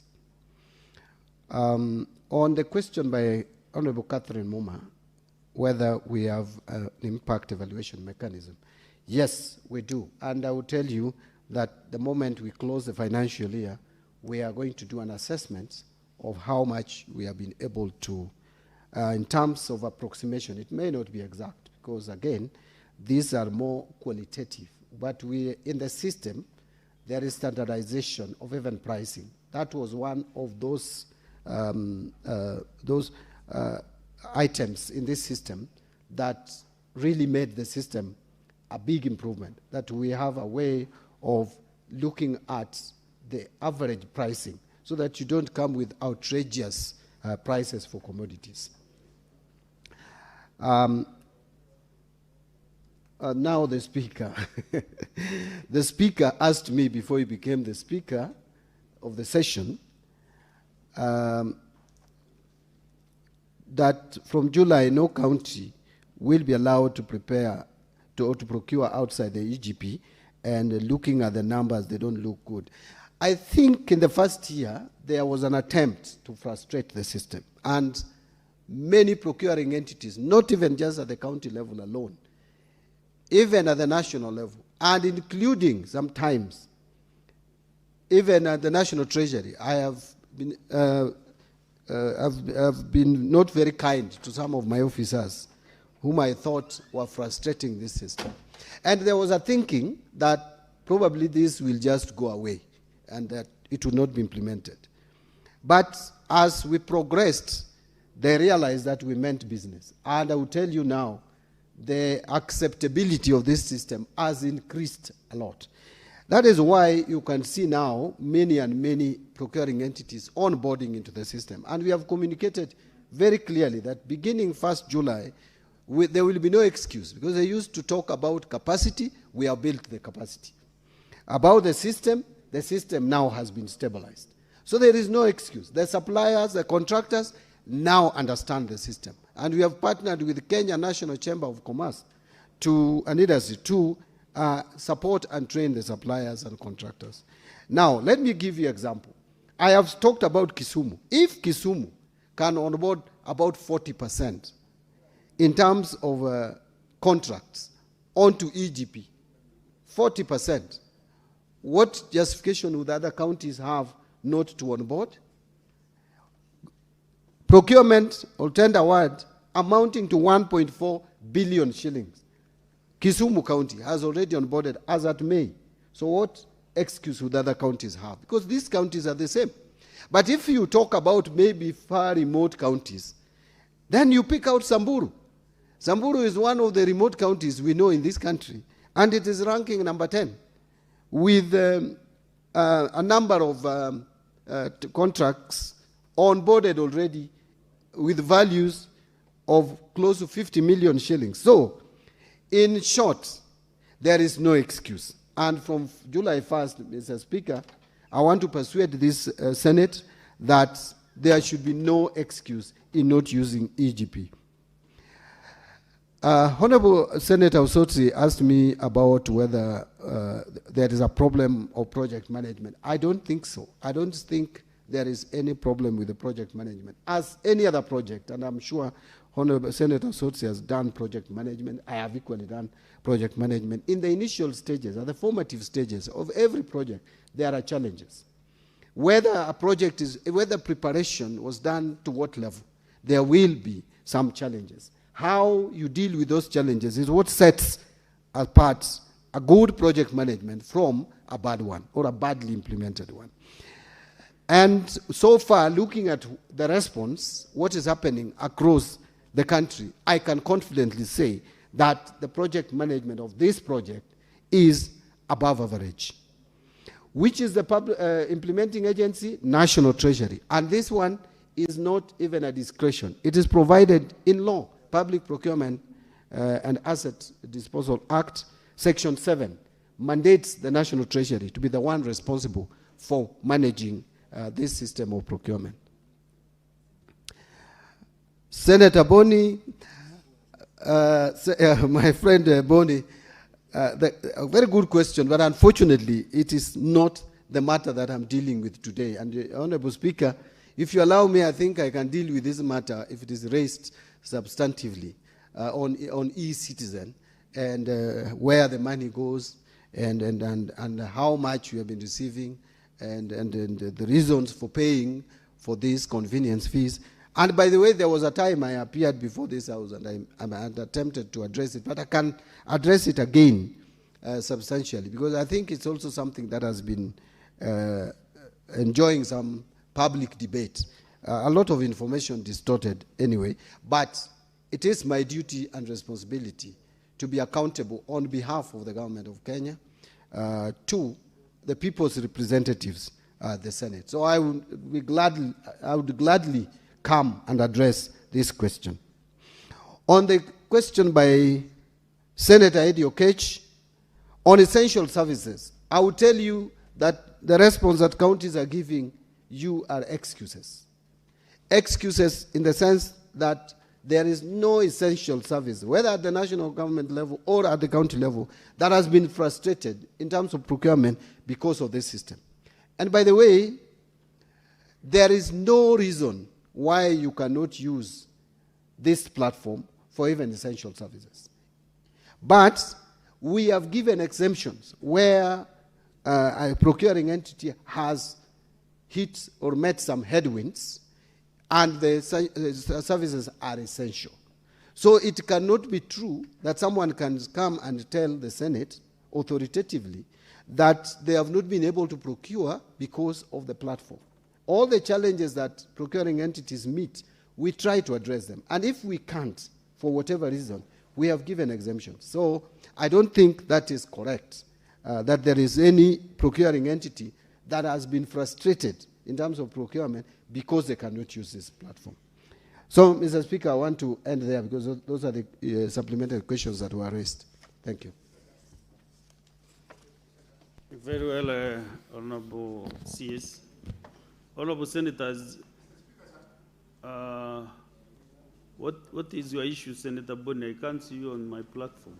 Yes, I'm pressing here, but I thought it was reflecting. You know, you are on one of the, you are acting like the same officers who are not accepting NGP. Because my NGP, I should read your name in my system.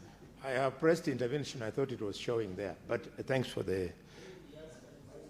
Yes, proceed. Mr. Speaker, the minister has stepped down my question. Is it on your question? Supplementary question? Yes. What is the issue? He has stepped down my supplementary question and promised that he's going to address it at an appropriate time. I was not asking out of ignorance. I thought there was very close relationship between EGPS and eCitizen. I don't want to argue. May I plead with the chair that I don't lose my opportunity to ask a supplementary question. You allow me to do it since the minister is here. I had two, but he has stepped down. No, you can't ask two supplementary questions. The one I asked, he has said he will answer another day. That is what was your supplementary question. Which yes. The secretariat have really recorded for the CS to respond, either through communication to the clerk or you come back to respond to that. So let us give other senators an opportunity to ask their supplementary questions. Since yours is a weighty matter that needs a lot of attention, so just get satisfied. So I can see Senator Modigi, Senator Seki. Thank you, Honorable Speaker. Just a very short and brief question to the Cabinet Secretary. Honorable Speaker, on the issue of EGP, the use of this system in the counties, Honorable CS, it is true that it is it's becoming a system that is the county are getting difficulties to use it, particularly on the remote counties where most of the people are illiterate. And in this manner, I want to ask CS if this system is biased to those who are illiterate, who are not able to read, even to open the system, go through the internet and all that. And I think I'm talking on behalf of the Mama Mboga, Mama Shuka, who is down there and who also has an interest to do business to counties and even to government. What is the mechanism that these people are also being, that they are going? Is your ministry working out to make sure that these people are trained to get awareness on how to use the system, and how has your ministry done that to make sure that this system is available to all? Thank you. Senator Fatuma Duru. Thank you, Waziri Karibu. And you are really doing a good job in Treasury. Mr. Speaker, I want to find out, because there's a lot happening in the counties, where counties are actually taking overdrafts, loans, without actually approval from Treasury. And counties are losing a lot of money. For example, in my county, we have 3 months members of staff have not even gotten their salary. And the issues raised by the county government is that they have not been given budget allocation, which is not true. Penalties are there, and those penalties are borne by the county government. It's really a very serious matter that needs control. Engaging internationally with international companies as county governments. The law is very clear. Counties cannot engage international companies or countries outside Kenya without going Treasury. But these things are happening in our counties. And I think you really need to look into that. I thank you. So, what was your supplementary question? You know, you are taking advantage of this session to give you a speech on Isiolo. Before you answer those and proceed to the next question, Honorable CS, Senator Ososi, can you pay attention because you are the one who under problem? What was the issue that you raised on your supplementary question? You said you did not get the correct answer. Thank you, Mr. Speaker. Mr. Speaker, the CS answered my question, but I'm not satisfied with the answer because I had indicated that when I read through the question and I listen to the CS, there seems to be a serious problem with the project management, especially for IT projects.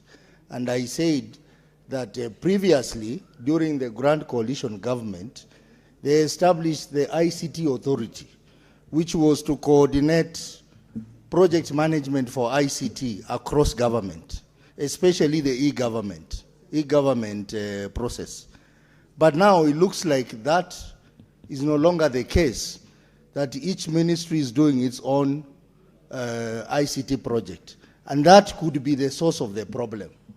And I just wanted him to clarify on that. And further to that, if each ministry is doing its own project, then what is the work of ICT authority? It's a moribund department. So maybe my good friend CS can explain further on that, because we have had many projects in government which has had transitional issues. I think you saw your issue is very clear, Senator, so you'll be able to answer that. So, Waziri, can you kindly answer the two questions and then we make progress? Thank you. Thank you, Mr. Speaker. Mr. Speaker, the first question, or the first additional supplementary question, came from Senator Seki, Senator for Kajiado, who actually asked me about the use of the system in counties and says us about the people who are illiterate. We train all suppliers and all contractors regardless of their academic understanding and qualifications. But I would tell Senator Seki that the manual system is worse for those who are illiterate. If you have participated in the procurement system in this country, and you see the kind of bulky documents that have been in use for tendering processes, the BQs and all those bulky documents which sometimes are carried in cartons. If you are illiterate, you can't fill them. So this system may also not be very friendly to people who are illiterate, but I am sure those who are illiterate would use people who at least can understand the system, the same way they were using other people to complete, or if I may say in Kiswahili, jaza for them, those bulky documents. So it is both. Whether if you are illiterate, you'll have challenge even whether it is manual or this system. But those who have difficulty in using the system for whatever reason in terms of understanding of IT, that is why we have the trainers doing the training. And we are doing even weekly webinars. Now, on Senator Fatuma, you asked me, although I don't want to run away from this question, even though it is a little bit not in addressing the question before us, but you asked about counties taking overdrafts without authority from the National Treasury. I think this is something we are trying to limit, so that counties don't have to really take loans from banks, because those financial institutions are very expensive. One. Two, there is no budget line. If you look at the budget lines of most of these counties, if not all, and this house, you interact, you have an opportunity to engage with the budgets for counties. There is no line item for those overdraft charges in terms of interest. But again, they go ahead and take. Whether we delay in disbursement, we have been really trying to disburse funds timeously. With the exception, yes, I know this month, we haven't disbursed the month of May and June. But we are working around the clock to make sure that next week, early next week, we will disburse the month of May. And we will try from the Treasury to make sure that we don't close the year with any funding to the counties, the same way we did with the 24-25 financial year. And again, I'm sure counties will appreciate that previously it used to be worse. And you can see nowadays we don't have many press conferences, Mr. Speaker, from the Council of Governors addressing the issue of delay in exchequer releases. In terms of signing international contracts, there is no entity in this country, no entity, whether it is national or county, if it is a public entity, which can enter into any contract in the Republic of Kenya without the approval, if there is financial element to it, without the National Treasury and the Attorney General. So if there is any county which is working outside that space, then they should be warned that what they are doing is criminal. On ICT Authority, we are working very closely with ICT Authority in implementation of IT projects. And Senator Osotsi, much as sometimes people exaggerate, I must say, because I've been around this grand coalition government, I was there, I was an assistant minister, and Kibaki regime. The truth of the matter is that in terms of ICT and IT, this government has done better than any other government before. In terms of onboarding services, in terms of use of IT systems, and you can see we have implemented something that has been the talk ever since, which we even had to put in the Constitution. And then finally we enacted a legal framework for it. That is the e-procurement. We have implemented, I saw some, I don't want to call them what I wanted to call them, but I saw some politicians out there saying we will implement Treasury single account. We have already implemented Treasury single account with benefits to this country that if I had time, another time, I would expound on. And many others. Integrated human resource system has just been implemented. And I can go on and on. In terms of IT, onboarding of IT, we have done excellent. And we will continue even to do better. Thank you. Well, let's go now to the next question. We'll do question number 050. Mr. Speaker, 050 is by nominated Senator Aminda Kibwana.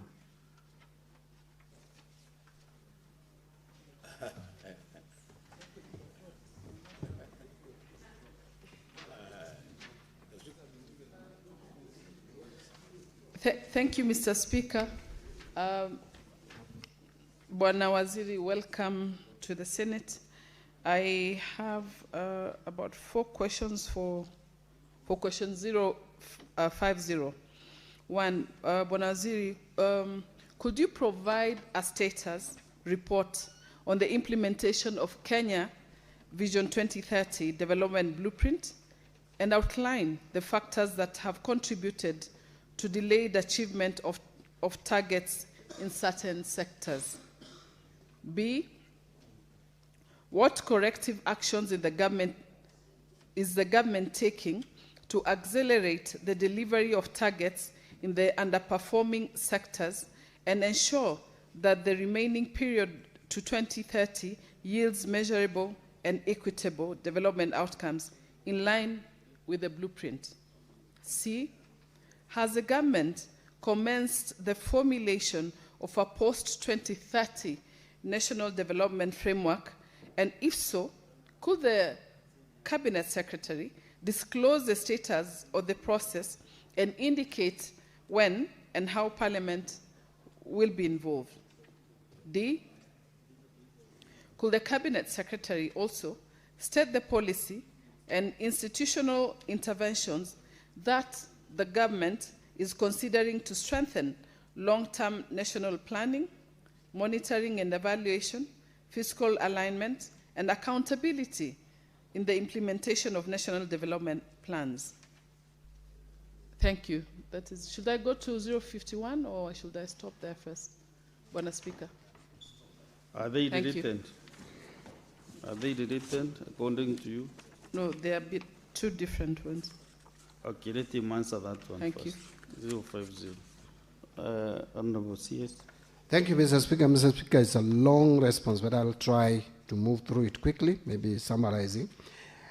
Mr. Speaker was requested or asked to respond to implementation of the Kenya Vision 2030 development blueprint and outline the factors that have contributed to the delayed achievement of targets in certain sectors. Status report. Mr. Speaker, the Kenya Vision 2030 was conceptualized as the country's long-term development blueprint aimed at transforming Kenya into a newly industrializing, middle-income country, providing a high quality of life to all its citizens, anchored on economic, social, and political pillars and supported by critical enablers and macroeconomic foundations. However, progress has been uneven with persistent challenges in achieving inclusive growth, deepening structural transformation, and strengthening governance systems. Mr. Speaker, under the economic pillar, it was designed to achieve sustained economic growth of 10% per annum through the transformation of key sectors, which include agriculture, manufacturing, tourism, trade, financial services, business processing, outsourcing, the blue economy, and extractives. Its vision was to position Kenya as a globally competitive and prosperous economy. So significant gains have actually been made or recorded across these sectors. In agriculture, for example, interventions such as the fertilizer subsidy program, which has supported over 5 million farmers, and the expansion of irrigation schemes, including Galana Kulalu and Mwea, have enhanced productivity and reduced dependence on rain-fed agriculture. This is reflected in the increase in land under rice paddy irrigation from 9,626 hectares in 2007 to over 48,000 hectares in 2025, while rice production rose from 32,000 metric tons to 303,000 tons, that is almost 10 times, over the same period.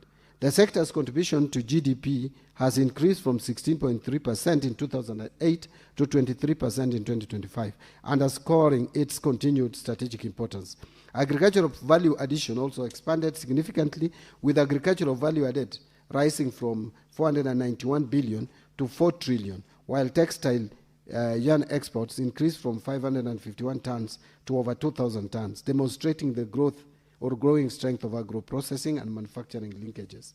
Under tourism, flagship projects focused on diversification beyond traditional beach and bush products through the development of resort cities and promotion of conference, cultural, and ecotourism. Following the disruptions caused by the COVID-19 pandemic, Kenya successfully diversified tourism beyond traditional wildlife and coastal products into conference tourism, ecotourism, and cultural tourism. International arrivals recovered strongly to 2.55 million visitors in 2025, surpassing the pre-pandemic peak of 2.5 million arrivals recorded in 2019.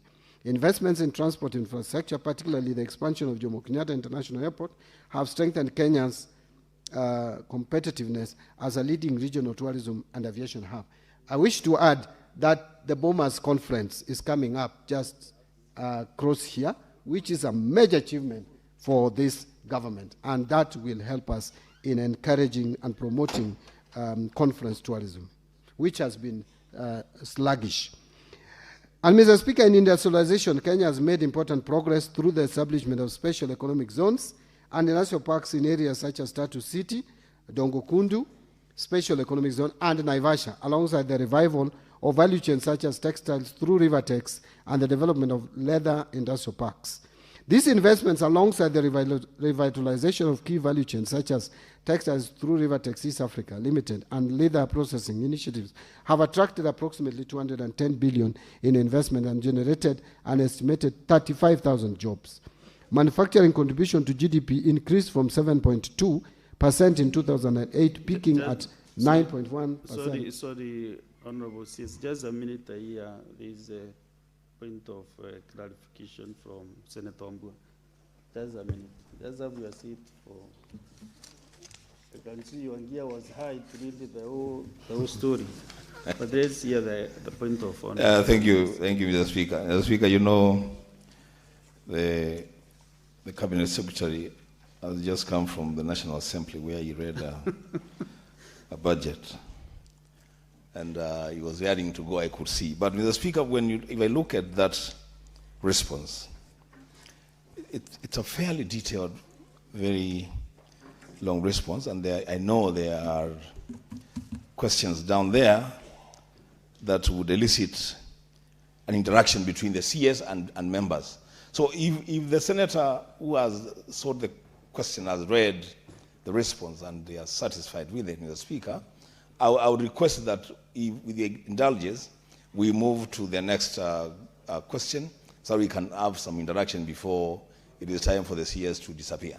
I thank you, Mr. Speaker. You are right, because looking at the response, which is almost 15 pages, and the way it is structured, the response must be learned verbatim. Therefore, Senator Aminda Kibwana, I know you are good reader and you have gone through this response. So if you are satisfied with the response, then the CS can just paraphrase, or we conclude that, and then we proceed to the next question.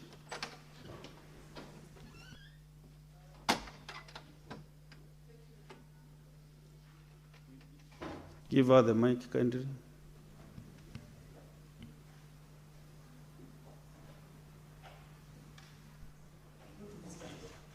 Thank you, Mr. Speaker. I want to thank Senator Wambua for his concern. I concur with him.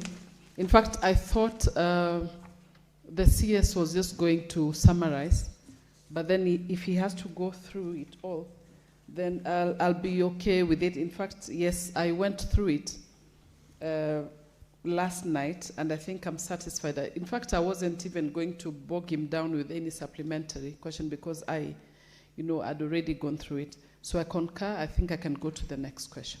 Unless if there is any other member. No, that's why I wanted to give my colleagues space for the supplementary question. If there is any other senator who has a supplementary question.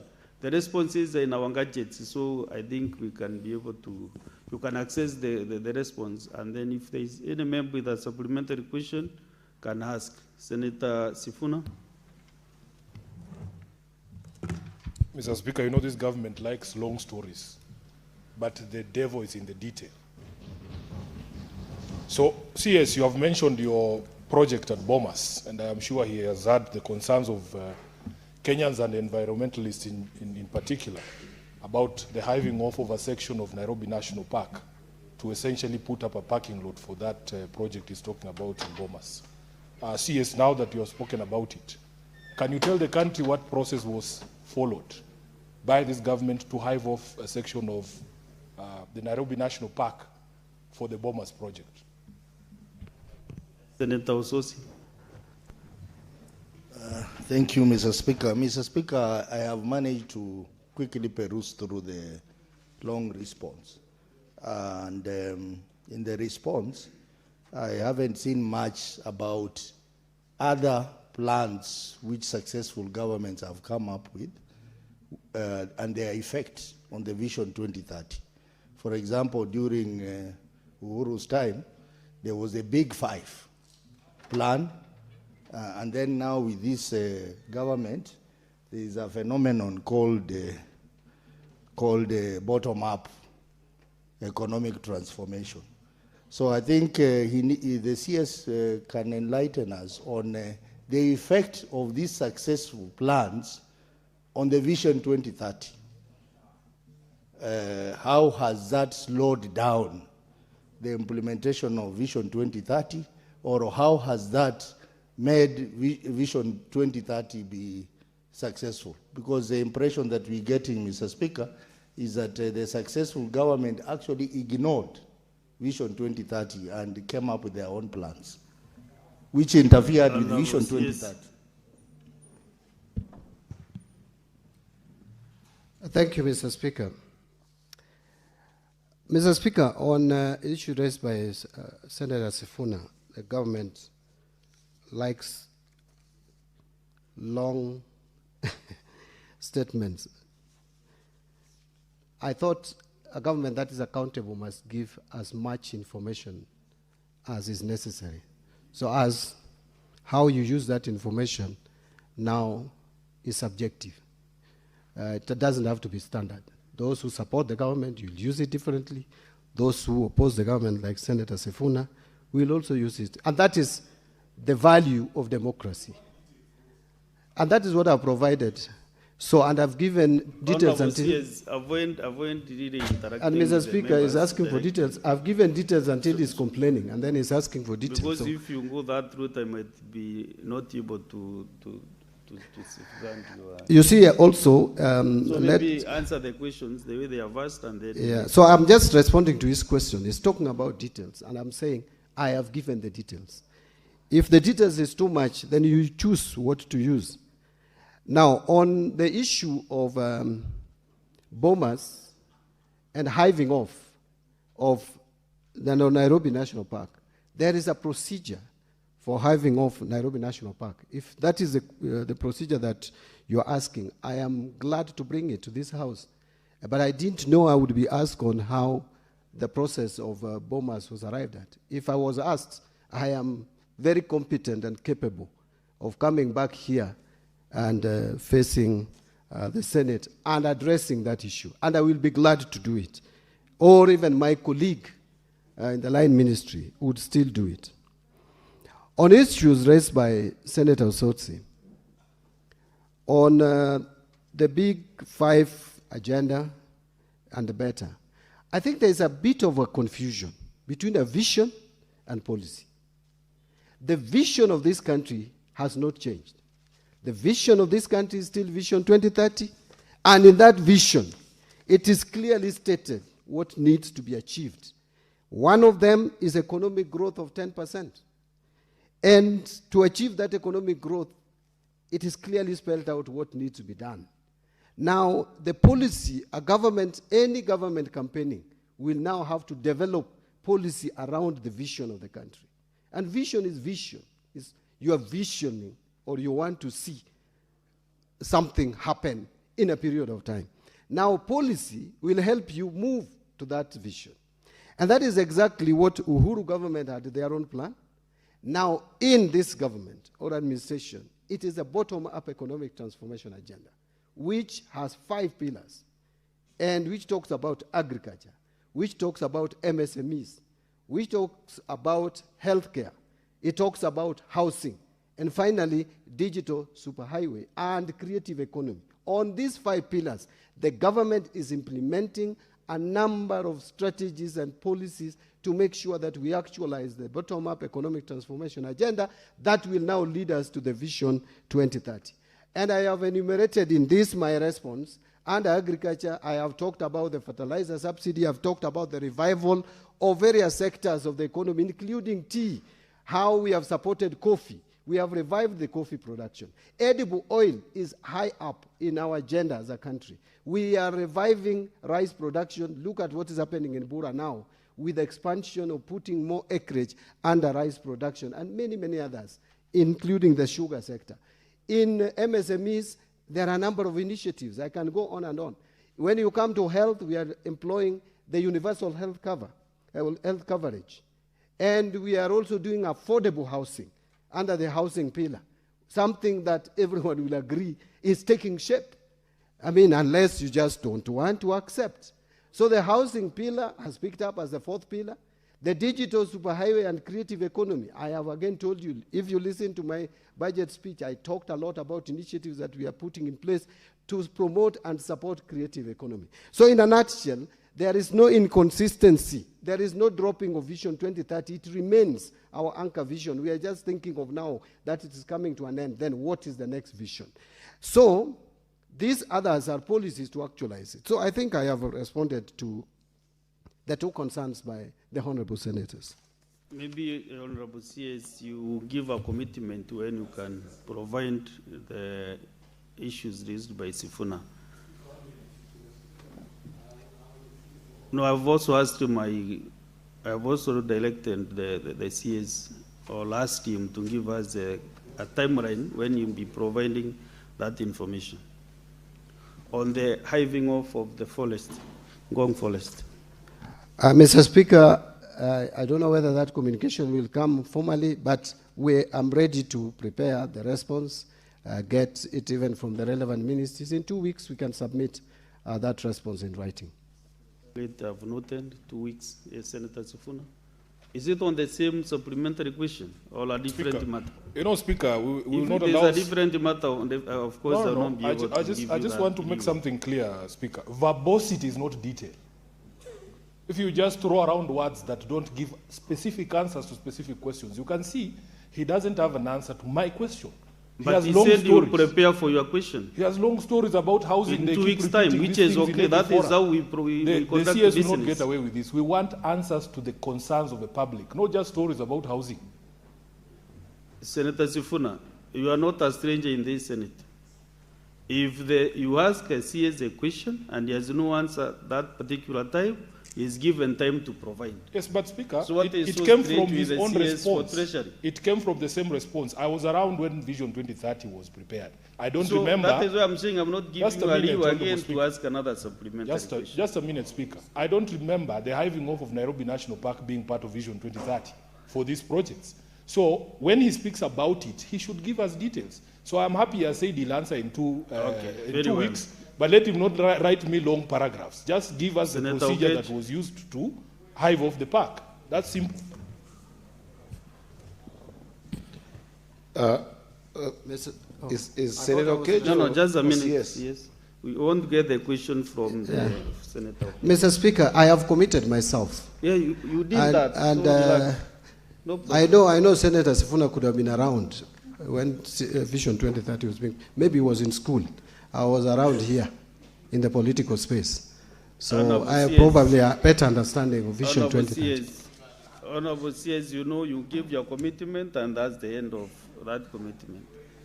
You know, you have been to this house, to the house, and also you are a good politician. You have been a party chairman. I know you know how to handle questions from politicians and from other leaders. But once you give your commitment, don't go to the political space. Just leave it at that.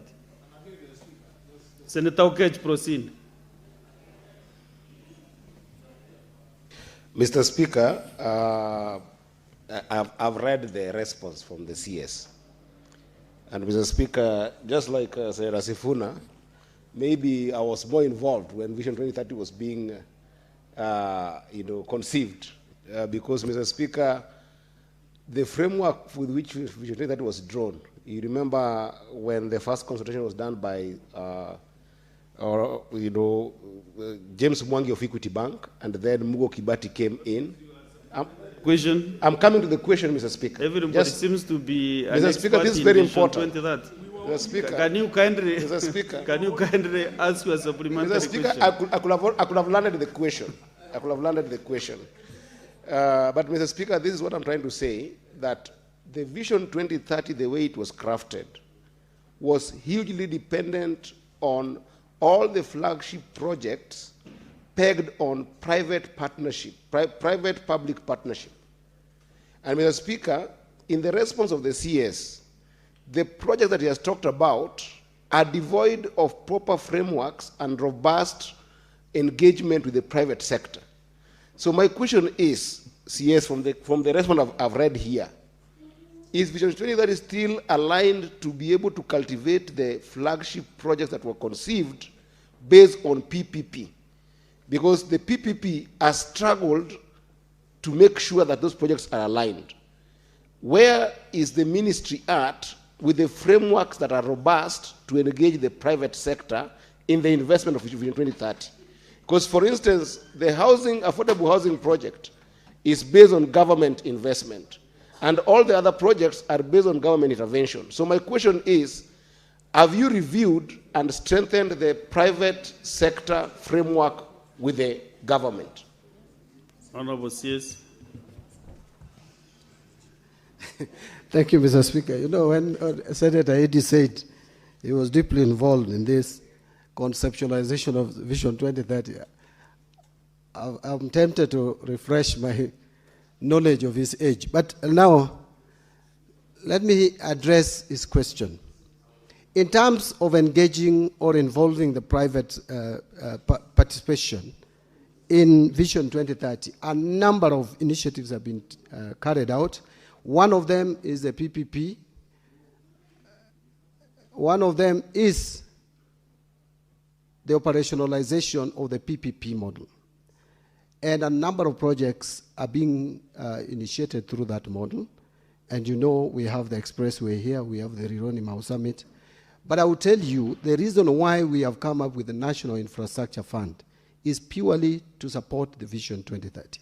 Because we have seen the gaps that are in the PPP model, and we needed some flagship projects like the JKIA, which was the greenfield that had been talked about before during the conceptualization of Vision 2030.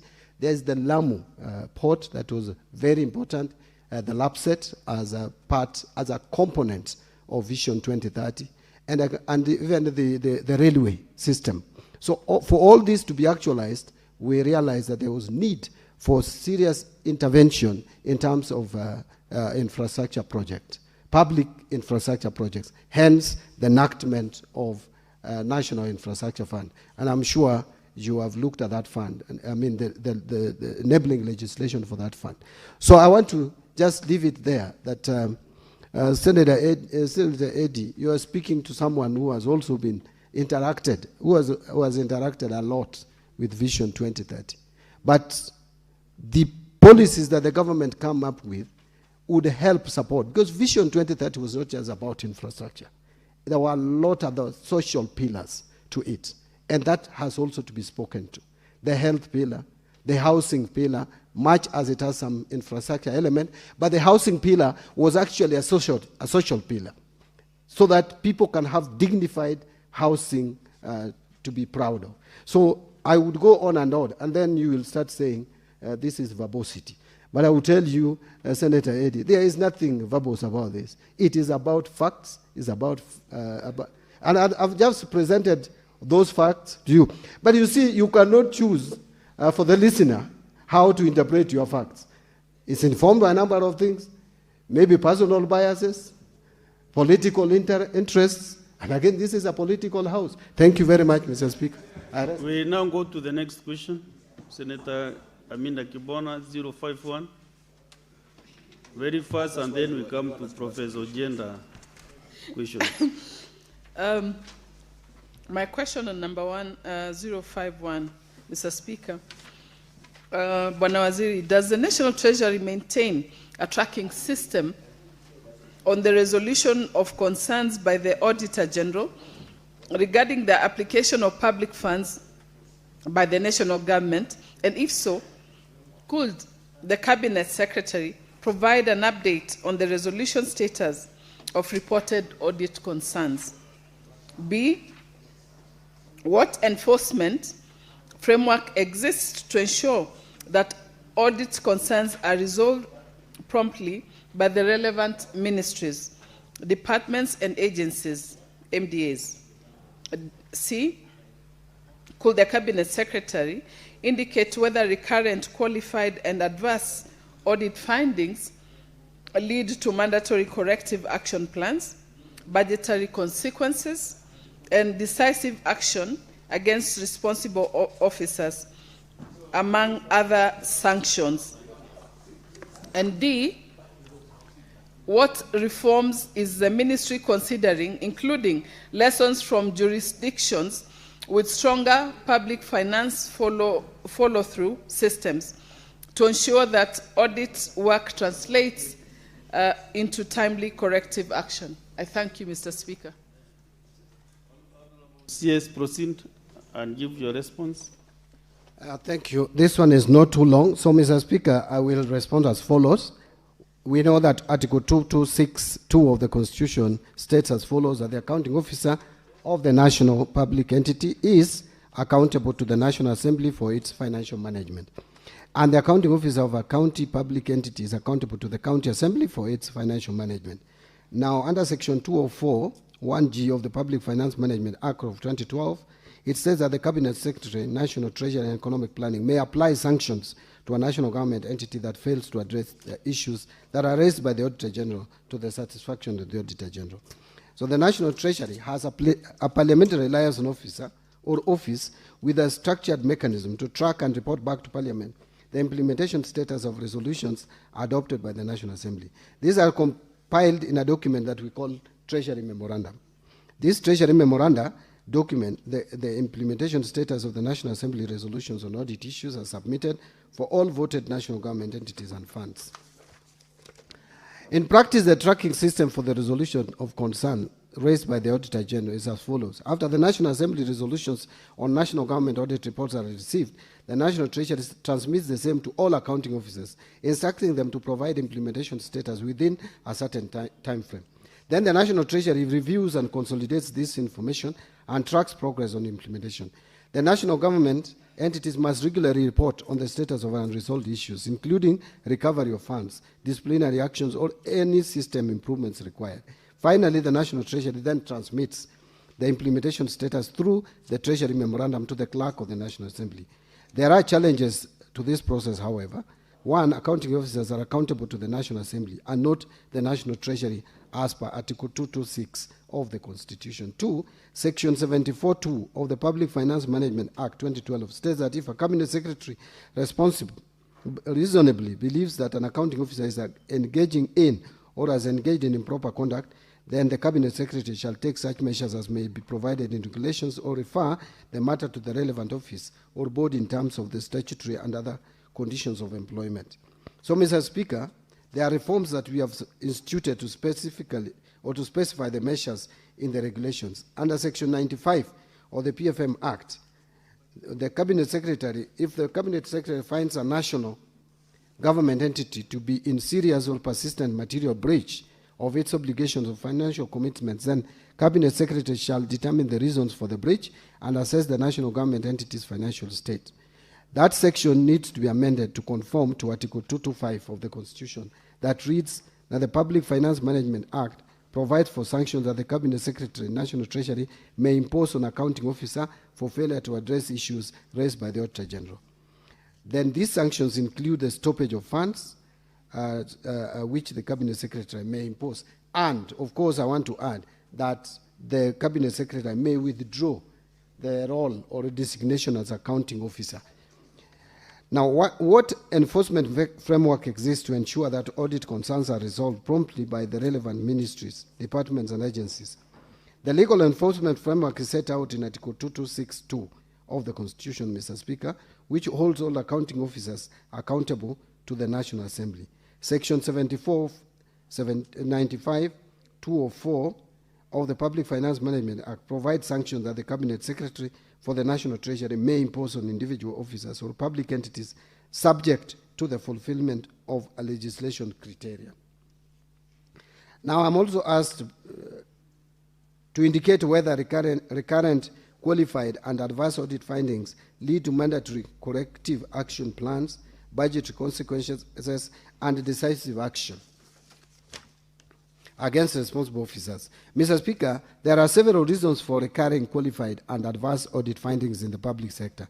These include institutional culture, technical competence, delays in production of asset ownership documents, and internal controls. Others are delayed audit opinions, which come several years, financial years later. So the National Treasury also holds biannual training with all public sector accountants, sensitizing them on the resolution of audit issues included in the financial reporting templates as approved by the Public Sector Accounting Standards is a section on the disclosure of outstanding audit issues and their resolution. We confirm that the National Treasury has used the sanctions provided for in Article 225(3) of the Constitution and Section 204 of the Public Finance Management Act sparingly in favor of service delivery. We have applied it sparingly. We have, however, supported institutions with prosecutorial powers whenever breaches of the public finance management law have occurred. So what reforms is the ministry considering, including lessons from jurisdictions with stronger public finance follow-through systems to ensure that audit work translates into timely corrective action? Mr. Speaker, the National Treasury seeks to amend Section 74, 95, and 204 of the Public Finance Management Act to implement sanctions intended to address accountability issues. The National Treasury also seeks to amend Regulation 20 and Regulation 164 of the Public Finance Management National Government Regulations to strengthen the offices of the Accountant General and the Internal Auditor General in terms of independence and functions. Both offices suffered from a misinterpretation of Article 2262 of the Constitution. We are also modernizing integrated financial management system. Here, Mr. Speaker, we have noticed a need to re-engineer, IFMIS, and implement accrual accounting. The re-engineering reform, which is ongoing, includes integrating all ministries, departments, agencies, and counties into a single real-time reporting platform, and use data analytics and AI tools to detect fraud, duplicate payments, and procurement irregularities. 3, strengthening cybersecurity and data protection. And 4, expand digital payments and e-procurement system to reduce manual processing, as I had said earlier. 5, collect all revenues through e-citizen, which is integrated with IFMIS. And finally, implementation of treasury single account. Again, this I had talked about before. We are also building professional capacity. This can be achieved through partnerships with universities, professional bodies such as the Institute of Certified Public Accountants of Kenya and other international professional organizations, but we are also using the Kenya School of Government. Strengthening coordination with oversight institutions. The Accountant General works very closely with Office of the Auditor General, Office of the Internal Auditor General, Office of the Controller of Budget, Ethics and Anti-Corruption Commission, Directorate of Criminal Investigation, and finally, Parliamentary Public Accounts Committee. In terms of strengthening and enforcement of compliance, many audit findings recur because corrective actions are not being implemented. Possible PFM reforms include requiring ministries and counties to submit action plans on audit findings to the Accountant General. Number 2, introducing sanctions for persistent non-compliance with accounting standards. Number 3, linking budget allocations to compliance with financial reporting requirements. And finally, establishing stronger follow-up mechanisms on audit recommendations. Strengthening the Office of the Auditor General of Kenya has also been picked as an important necessity. And Mr. Speaker, I want to just conclude by pointing out that in my budget speech and in my circular that I issued, we are strengthening the Office of the Internal Auditor General, which has been undermined for quite some time now. We are giving it strength so that it can discharge, that office can discharge its mandate of ensuring that compliance is guaranteed in government. I want to end there, Mr. Speaker. Senator Amida Kibwana, any supplementary question or questions? No, Mr. Speaker, I'm satisfied with the answers, with the response. Thank you. Senator Wambua. Thank you, Mr. Speaker. Mr. Speaker, my question stems from financial accountability for especially county governments in relation to exchequer releases from the National Treasury. Mr. Speaker, in his own words, I have heard the CS say that there are delays in releases to county governments. In fact, if I got him right, they expect to disburse some funds next week. That's towards the end of June to county governments. The question that I'm asking, Mr. Speaker, is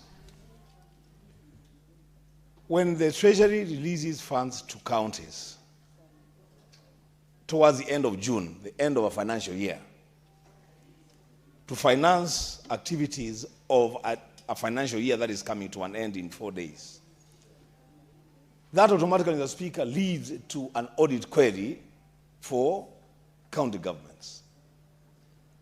How is the Treasury formulating its releases to exchequer releases to counties to ensure that even as they retain the right to hold public institutions to account on matters finances, they have done their part to ensure that those public offices, especially counties, get their exchequer releases in time?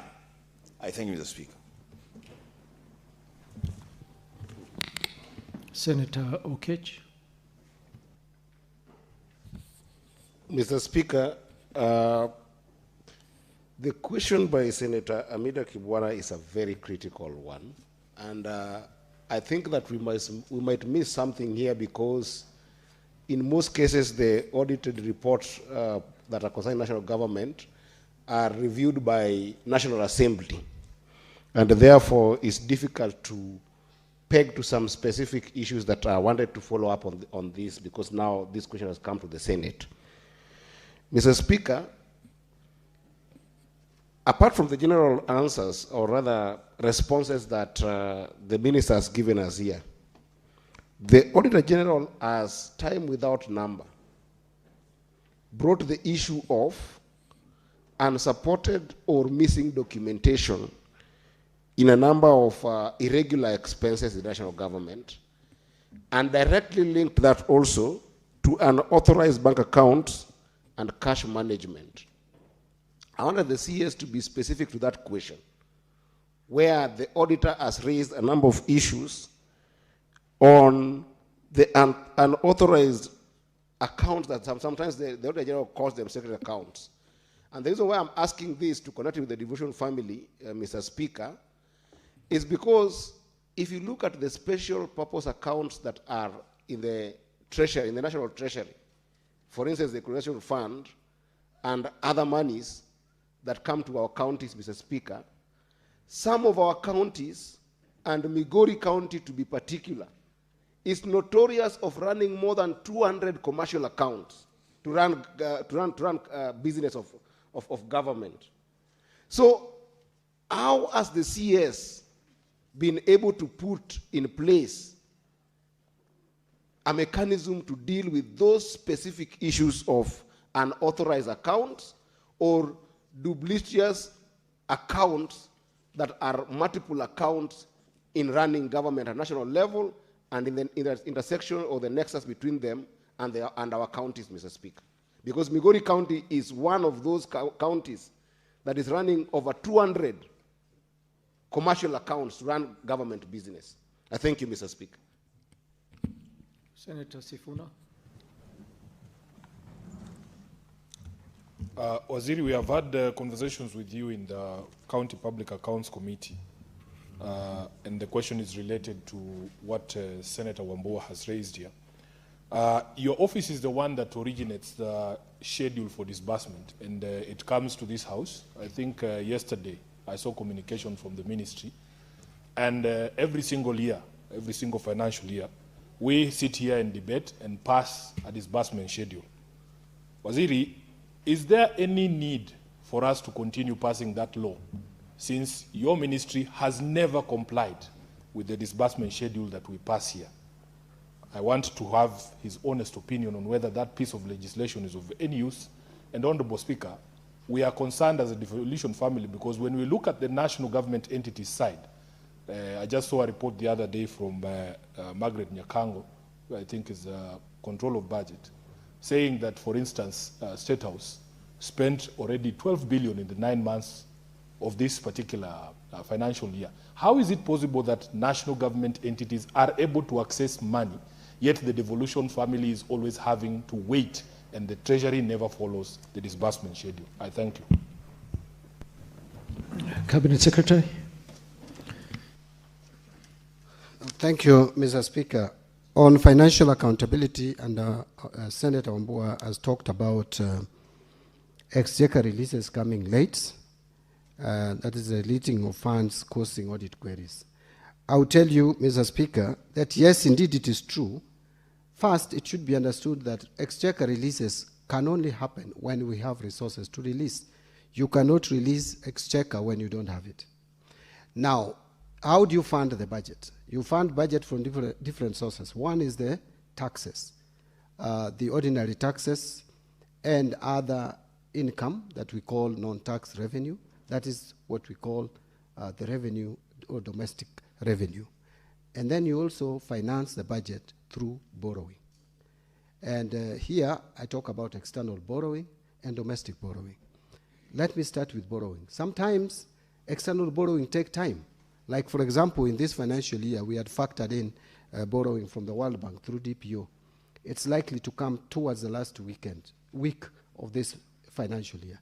We are likely to get it that time, because at least our request has been submitted to the board finally, because a lot of processes have to be followed. And the board, once it hits the board, it will be, I know the board will approve, but it will be approved a few days too. So that funding will have to support some operations and activities. Secondly, even domestic borrowing, sometimes we have to be sluggish. But most critical is revenue performance.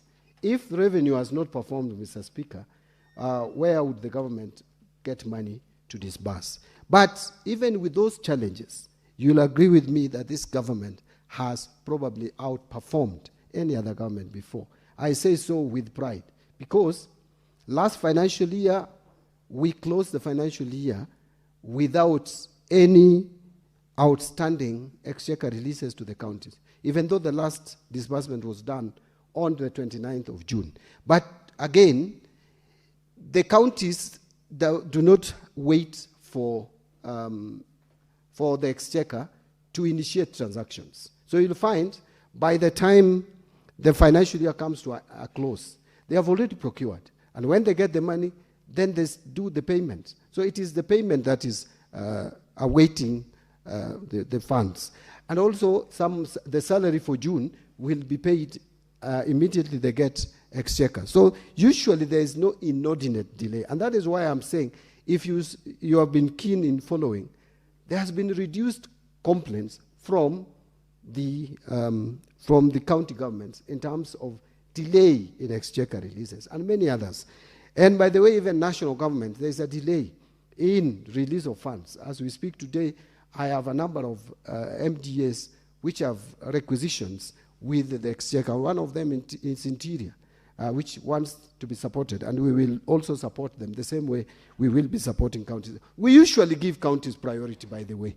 It may not be known, but I know from where I sit that anytime we are making cash disbursements, every week that I get exchequer request approval, I always ask how far we are with the release to counties. So there is no deliberate effort or attempt to try to starve counties of funds. It would not be in my interest.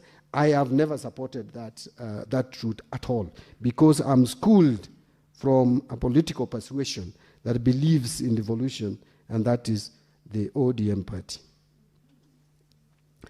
Now, a question by Senator Eddie Okech on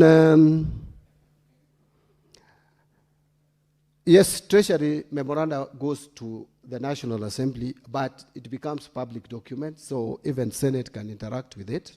But again, it is the National Assembly that has the responsibility over it.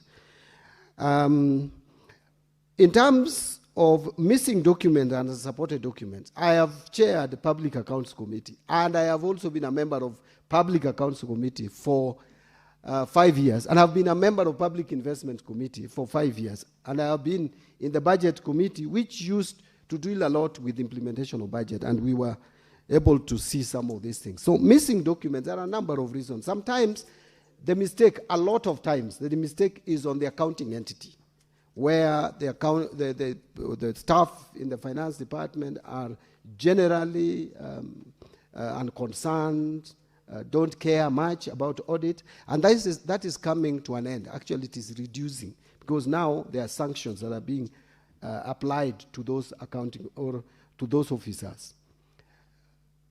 But also, there could be some challenges, because you find when these officers, and I'm sure, Senator Eddie, you have been a member of, I don't know whether you have been a member of the Public Accounts Committee in the Senate, but you find when the government officers appear before the accountability committees, then all of a sudden the documents are there. So either it is because of the accounting officers just being negligent, or you also find that the the auditor who was auditing actually was given these documents, but the supervisor overruled any additional information. So the documents are there, but they were not factored in the final audit report. We have encountered those. And I think something needs to be done to streamline that. But you can see consistently audit queries are coming, audit queries are thinning by the day. In fact, most government units now are getting an unqualified audit report, what they like calling clean. But I say there's nothing clean in accounting. It's only that they are unqualified audit reports. On unauthorized bank accounts, yes, I will agree with you. But I think the problem here is we probably need to amend the law, because the law as it is today allows CEC members in charge of county treasuries to open commercial bank accounts. It doesn't state how many. I think we need to look into that space. But right now what we are doing at the National Treasury is to implement the Treasury single account also at the counties. We have seen the impact that the Treasury single account has had at the national government level. We want to replicate the same at the county level so that we can manage our resources better. And that is not only going to solve the problem of counties having multiple bank accounts, but it will also help in solving the problem of cherry picking invoices, the Treasury single account. With the Treasury single account now, if you apply to pay X, you will pay X, and you cannot divert those funds. And Senator Eddie, I know you'll agree with me on this, that many counties, once you give them the approval, even the controller of budget has approved payment of a particular supplier or contractor or a service, the funds are diverted and used elsewhere. That must be brought to an end through the Treasury single account. And I hope the Senate will also help us. And Parliament should help us also, because Parliament should also embrace this Treasury single account, even through the Parliamentary Service Commission. I say that because even us at the National Treasury, that is now what we have embraced. So in terms of the value of schedules of disbursement, I just want to give again an assurance to Senator Sifuna that it is not in vain to have this schedule, disbursement schedule. But again, these are projections. These are plans. And the plans can only be actualized when resources are realized. By the way, the entire budget is actually a plan. You can meet the plan. Yes, there is an intervention from Senator Okech. What is your intervention, Senator Okech? Mr. Speaker, you know, we are asking these questions in context of the mother question, which the mother question is the question asked by Senator Amida, where there have been adverse audit queries that have been put as such by the Auditor General. My question on the documentation is this: where there has been adverse mention where documents are missing, the National Treasury is subject to Section 62 of the Public Audit Act to take action where the CS is saying that these documents have been found to either be missing or either have been put to the Auditor General late beyond the required timelines. What action has he taken where those documents have been missing and the Auditor General has put it as such? Because the Public Audit Act under Section 62 has got clear penalties that he should be able to take. Has he taken those actions according to what the law requires? Very well, Senator. CS, I think Eddie just wanted clarification on his answer. If you could please address. I think, Mr. Speaker, in all fairness, I have answered that question. If you look at Treasury Memorandum, we always explain actions that have been taken on each and every query, audit query. It's not just even about missing documents. Any issue that has been raised. And a lot of disciplinary actions have taken place. By the way, I would maybe tell Senator Eddie, I've chaired Public Accounts Committee, and we have cleared many of these audit queries at that space. That's why it is important that you allow the National Treasury to go through this process, because it's the primary oversighting body in terms of audit queries. Then once they do their report, then it means that now that is the final report, and the Treasury has to make sure that all the recommendations that are taken have been implemented. Unless there is a specific issue that you are asking whether we have dealt with in terms of discipline or anything, we have taken a number of disciplinary actions on the staff, some through HR and others. So I think I just finished by addressing the concern or the issue that was raised by Senator Very well. for Nairobi. Senator Sifuna, I want to advise senators, let the CS finish all his supplementary questions, to answer all his supplementary questions, then we can have intervention after that, if there's clarification or anything of that. So proceed, Cabinet Secretary. I think, Mr. Speaker, I'm done with the question, unless... no, the Sifuna question I'd already addressed, unless the... Yes. Very well, then we'll take some intervention. I think Sifuna has a clarification. Proceed, Sifuna. Senator Sifuna. So, Speaker, I think the frustration we have had as a family of devolution, and you can hear even the frustration of the public there, that we have serious problems in the counties, but we just seem to be talking and there's no action. What the Constitution speaks about under Article 225, and we have had this conversation again when the CS has appeared before our County Public Accounts Committee, is that you have the powers as a Cabinet Secretary for Treasury to stop funds going to counties where there is persistent material breaches. Persistent material breaches. We are not talking about small issues like failure to produce documents and the others. And I remember having this conversation with the CS in the committee, and we said for the family of devolution, there are counties that are notorious. Every single time they are getting adverse reports on their financials. What we need for the family of devolution from you, CS, we just want, in fact, we had agreed with you that we do just 10 counties, or even just one. If you just stopped money going to these counties that are persistent material breaches, the rest will follow. I think that is the expectation we have from him as a Senate. Cabinet Secretary.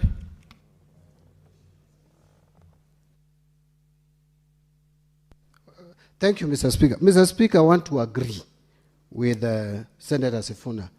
We rarely agree nowadays, but although we used to agree a lot a few months back. So today I want to agree with you that actually that Article 225 was not just put there in vain. But remember, Senator Sifuna, we have discussed this and we have said, let me get a recommendation from the Senate to stop any funds. Because again, you see, as National Treasury, I don't also want to appear in the face of it like a rogue Cabinet Secretary. You know, when you stop funds to a county, it's a major decision. And it has political implications, it has social implications, it has economic implications. So it's not something that I would just do, even if there are material breaches. I would expect the Senate, through the committee where Senator Sifuna, I believe you still sit in the committee chaired by Senator Kajwang. If I get recommendations, even on one county or two, then we will deal with it based on the provisions of the law. I am not afraid to deal with it because it is the resources of the people of Kenya that we are protecting. So I agree. Again, I want to repeat, I agree with Senator for Nairobi. We rarely do nowadays, but this is one of those rare occasions. Very well. Senator Wambua, what is your intervention? It's a good thing to hear that the CS is agreeing with Senator Sifuna. But no CS beyond just agreeing with Senator Sifuna. There's a fact that we seem to be running away from. Mr. Speaker, the CS Treasury is perhaps the only CS in the cabinet who has executive powers to manage economic and fiscal policies, of course with parliamentary oversight. The question that I asked about exchequer releases and related to the disbursement schedules that Senator Sifuna talked about, I was expecting a response that provides a way forward. Not a response that says we have improved. Because improve what? What's the improvement? I expect to hear that before we hold the county government of Kitui to account for mismanaging their finances, those finances were made available to them in good time to make financial decisions, to roll out projects, and now you have messed it. The CS, I just said as I conclude, I said that he needs a name. He just needs a letter, communication from the Senate to stop disbursements to a single county as a lesson to others that are misbehaving. Now, Speaker, if my memory serves me right, just a few months ago, Meru was on the table of the Treasury. There was a move against Meru to stop disbursements. And I'm not saying you should, because when you stop disbursements, what it means is that you're punishing the people of that county on account of misdeeds of one individual called a governor. But that matter came before the Treasury. What decision was taken? They said, no, we cannot touch this. So, Speaker, let's not just respond to questions by ticking boxes. Let's give responses, especially from the CS Treasury, with executive power, responses that provide a way forward for devolution and for this country. I thank you, Mr. Speaker. Cabinet Secretary. Thank you, Mr. Speaker. Mr. Speaker, again, indeed, I want to agree with Senator Wambua that CS National Treasury has some executive powers. And I thank the people of Kenya for making me that Cabinet Secretary now and the President. But again, the power is with the people. Actually, the absolute power is with the people, not even executive, I mean the Cabinet Secretary. So as you exercise that power that you have, you must exercise it with caution. And you must understand that it has implications. And that is what I'm trying to do, so that later on, I am not accused as one of those Cabinet Secretaries who sat at the National Treasury and became rogue. Now, regarding, I think we should not mix these two issues. There is the issue of exchequer releases, which is a substantive issue and is a critical one, and the issue of mismanagement of resources at the county. In fact, if money has not been received by counties, it cannot be mismanaged because they don't have money to mismanage anyway. So we are talking about counties which receive money and they mismanage the money or the funds that they receive. These are the counties that we are saying we need to deal with. And there should be some resolution somehow, somewhere. And yes, we did with Meru. Meru, there was a persistent breach, not just by the county executive, but even by the county assembly, which committed to provide resources to settle a debt that was already creating a diplomatic issue between this country and another country. So I took the action that we did, and that triggered some response. Because before I even took that action, Mr. Speaker, I will tell you, we wrote to the county and there were no response. The moment we took that action, there was quick and immediate response. And so we will deal with any other county which becomes rogue, including Homa Bay County, where I come from, if they decide to mismanage resources that belong to the people, and there is evidence that there are material breaches, persistent, without change, and it is reported to me, and we look at the law, and the law supports the cause of withholding funds, I will do it. And by the way, that power, even though Senator Wambua calls it executive, it is still subjected to the Senate scrutiny and consideration, because the power belongs to the people, and the people have their representatives. They have their mouthpiece. The people of Migori has Eddie Okech to speak for them in this space. I don't have that power. In fact, people have not delegated that power to me. It used to be delegated to me somehow about 2 years ago. Nowadays, I don't have that delegated power anymore.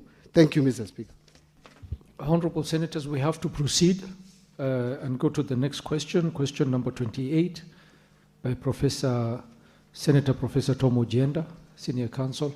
If I could guide you, Professor, ask your two questions, and then the Cabinet Secretary will reply to both. Thank you, Mr. Speaker. Mr. Speaker, I have two questions, question number 28 and question number 29. Question number 28, addressed to the Cabinet Secretary, National Treasury and Economic Planning.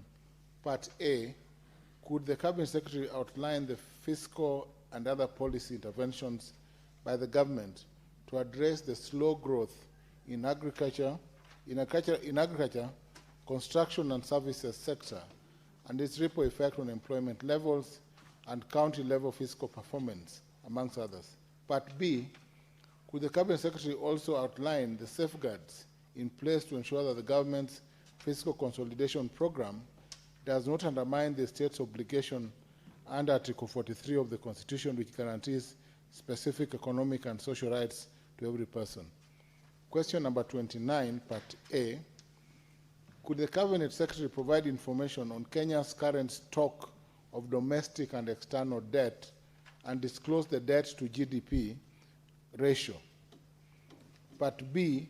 What measures are in place to ensure that funds raised through borrowing are utilized effectively and translate into tangible development outcomes across the country? Part C. Could the National Treasury consider developing a publicly accessible tracker that links each debt facility to its corresponding development outcomes? Thank you, Mr. Speaker. Cabinet Secretary. Thank you. At least, Mr. Speaker, these two questions I've condensed. I have tried to condense them into 5 pages, so I will move quickly through them. Mr. Speaker, the first question is about intervention that the government is taking to address the slowed growth across various sectors of the economy. I want to state, Mr. Speaker, that in our 2026-27 economic outlook, we are preparing, or we prepared our budgets, which have been shaped by heightened global uncertainty following the outbreak of conflict in the Middle East in late February 2026. But in addition to this, we are just recovering from drought, and we have just we are still dealing with the effects of the Russia-Ukraine war. These conflicts have disrupted global commodity markets and weakened investor confidence. We have seen from February the investment in the Nairobi Securities Exchange going down. So the gains that we have realized before are being reversed from strong, are being reversed. But even though the global outlook remains fragile, with risks tilted to the downside, particularly from potential escalation of the conflict, I hope the recent indications will continue that the war is likely to end, and disruption to critical energy transit routes, such as the Strait of Hormuz. Consequently, the global growth has been projected downwards to 3.1% in 2026 from 3.2%, from 3.4% on average. But Kenya's economy still continues to demonstrate resilience despite facing these elevated external risks. So in 2025, even though our economy grew at a slower pace compared to 2024, that is 4.6% compared with 4.7% the previous year, it's cooled a bit. All the sectors registered positive growth. I wanted to mention that. All the sectors registered positive growth. Unlike 2024, when we had a number of sectors which registered negative growth, like construction sector, mining and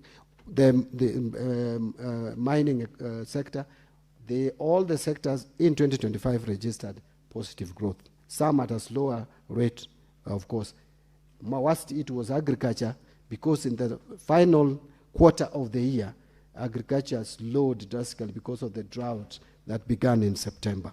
So the growth outlook of 2026 continued to be affected by these external risks, which are transmitted through higher global oil prices that rose from an average of $63 US per barrel to $103 US per barrel, thereby increasing inflation and again putting pressure on our foreign exchange, although we are very lucky because we had taken steps to have enough forex reserve which has cushioned the shilling. We have not seen a depreciation of the shilling as it would have happened. Against this backdrop, we have revised our economic outlook downwards to 5% from 5.3% that had been earlier indicated. So in terms of steps that we are taking to support the growth outlook, to be able to make sure that all the sectors grow, the government has sustained a strong reform agenda, which is aimed at enhancing stability, promoting recovery, and safeguarding livelihoods. We are guided still by the bottom-up economic transformation agenda, where we are doing agricultural transformation and inclusive growth, micro, small, and medium enterprises, housing and settlement, universal healthcare, and digital superhighway and creative economy. I have summarized my response to this question, Mr. Speaker, because I just didn't want to bring controversy here. But I understand this question Senator Ojenda raised before I gave my budget speech. If you look at my budget speech, which is now a public document, there is detailed approach on how to revive almost every sector of the economy. So I didn't want to again reproduce that speech on this, in response to this question. On the issue of debts, I want to state, Mr. Speaker, that the current debt stock of domestic and external debt and debt to GDP ratio of as at 2026 February is as follows. The stock of public and publicly guaranteed debt stood at about 12.842 trillion, which is equivalent to 69% of GDP as at the end of February 2026. The public debt comprises a mix of domestic debt is 7 trillion and external debt is 5.779 trillion. What measures are we putting in place to ensure that funds raised through borrowing are utilized effectively and translate into tangible development outcomes across the country? Mr. Speaker, the government committed to efficient use of all funds obtained through public borrowing. In this regard, the National Treasury has implemented several measures to ensure that expenditures from borrowed funds contribute to meaningful development nationwide. One is the enabling legal framework, that is Article 201B of the Constitution, and I don't want to read it again. Additionally, Section 15.2 of the Public Finance Management Act of Cap 412A of 2012 mandates the national government borrowing to be solely used for financing development expenditure. The government remains committed to complying with these legal provisions. Then we have robust PFM systems, the IFMIS system. This system ensures that funds, including borrowed resources, are used as appropriated by the National Assembly and for the designated purposes. Then we have program-based budgeting. Now we are moving to zero-based budgeting. This is the first year that we have started implementing zero-based budgeting. On the development of a publicly accessible tracker that links each debt facility to its corresponding development outcomes. The National Treasury is developing the Development Partners Management Information System, and this, I also spoke to it in my budget speech, which is a one-stop digital platform designed to enhance transparency, coordination, and accountability in the management of external resources. The system will track each debt facility and grant, linking it to the specific development projects and their corresponding outcomes across sectors. Thank you, Mr. Speaker. Thank you, Cabinet Secretary, and thank you for summarizing your answer in a very effective way. Honorable Senators, I'll be taking, Senator Ojenda, sorry, do you have any supplementary question? Chair, given the fact that the CS has indicated that he has a full menu of the responses and the guidelines in the budget speech, I think I will pay a visit to the CS so that I can get the full text summarized as it deals with other issues. Thank you. Professor, I am sure you are aware that it's probably online and you can access it without visiting the Cabinet Secretary. I will save him time because he's an expert and my former party leader. Very well. Honorable Senators, I'll be taking supplementary questions. May I remind the senators who are going to ask the question to stick to the primary question raised. Don't go out of topic. And because of time also, keep your questions short and precise so that the Cabinet Secretary can have time to reply. Senator Okech. Chair, thank you. You know, the CS has spoken about very serious numbers here, Chair. And there are two numbers that have drawn my attention, which now lead to my question. The first number is 7 trillion of public debt in the domestic market, and then the issue of the 69% debt to GDP ratio, which just shows a very aggressive, public debt servicing. Yet, Bwana CS, you have not mentioned that you have been facing serious stagnation in revenue collection. So my question is this, Bwana CS. How are you going to balance your lack of meeting your revenue collection with this aggressive public debt servicing to be able to protect domestic businesses that you're going to crowd out with that 7 trillion number? Because in your presentation, in the budget in National Assembly, you indicated a deficit of about 1.1 trillion. And you're going to go strongly on domestic borrowing. How are you going to help this farmer from Migori in the agricultural sector who cannot be able to borrow from domestic market to be able to put cages in the lake? These domestic businesses that you're crowding out, what is the strategy that you're going to have in this financial year to make sure that they can be able to also get credit from the private sector? I thank you, Mr. Speaker. Senator Sifuna.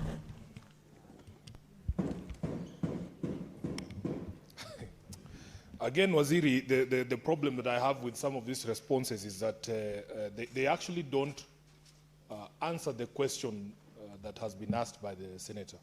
Speaker, I want to take you to the response to question number, just a minute, question number 28 by Professor Ojienda. And the response at page 5, for instance, when the CS is addressing the question of manufacturing. As you know, I was in Thika just this weekend, and growing up, we knew Thika to be an industrial town. You will see in the response there the CS saying that to revitalize manufacturing, the government is implementing a strategy aimed at lowering the cost of production. And if you go to bullet number 5 there, he talks about improved access to affordable energy and infrastructure for industrial enterprises. Now, Speaker, go to the very next paragraph, paragraph 13, where now we are talking about affordable energy.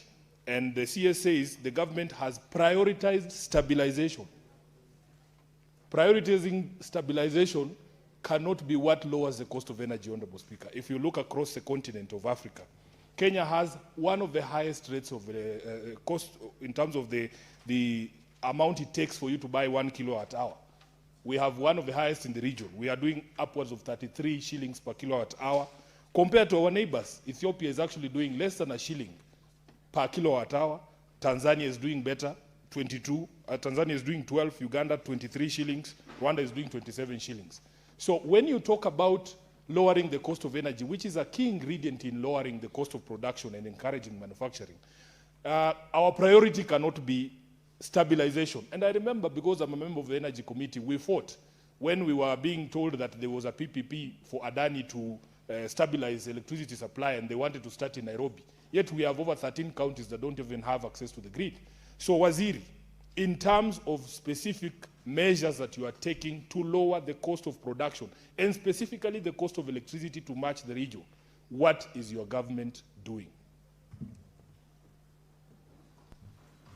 Senator Onyonga.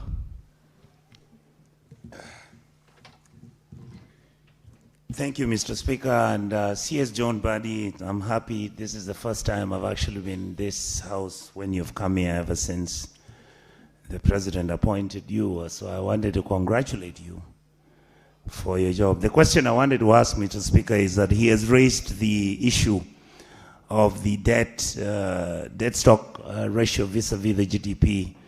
As the CS is aware, I think the President has announced that the Kenyan government is now going to build an airport costing $2.5 billion US. And I wanted just the CS to either come to the House and tell us, is he willing to give us the data, the information, and the agreements which have been signed, how much in real value this airport is going to cost, who are the beneficiaries of this airport construction, and what are the details? I believe that this House, as the Senate, is entitled to receive that information so that we can tell our Kenyan people, because we don't want another Adani to be what we are fighting about in our republic. Thank you, Mr. Speaker.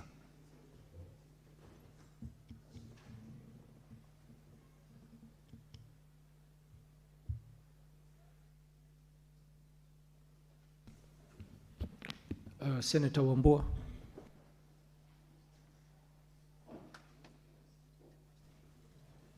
Thank you, Mr. Speaker. Mr. Speaker, a quick one on the response to question number 29, part C. CS, allow me to say I'm happy to hear that you are developing a mechanism to be able to link debt to development outcomes. The question that I am asking, Mr. Speaker, is if that mechanism does not exist today, with the trillions of shillings that we are borrowing almost on a monthly basis, how is Treasury able to measure the impact of the money borrowed so far, if, in the words of the CS, a mechanism is now being developed for future use? I thank you, Mr. Speaker. Senator Cherargei. Thank you, Mr. Speaker. And at least the CS has finally appeared before this Senate, Mr. Speaker. Mine is a quick one. Waziri, through the Speaker, of these 12.84 trillion Kenya shillings, I have seen you have indicated domestic debt will be is 7.06 trillion Kenya shillings. External debt is 5.79 trillion shillings.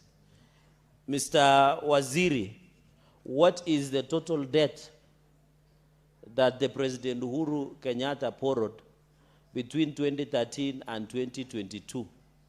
So that we don't lump under President William Ruto that there is imagination that President William Ruto has borrowed 12.8 trillion. So how much was borrowed by President Uhuru Kenyatta's government from 2013 to 2022? And what is the impact that was borrowed in terms that can be attached to projects, including SGR, among others? Waziri, can you shed light on that? I thank you, Mr. Speaker. It's a serious question. Why is Wambua laughing? Thank you, Senator Cherargei. Senator Abbas.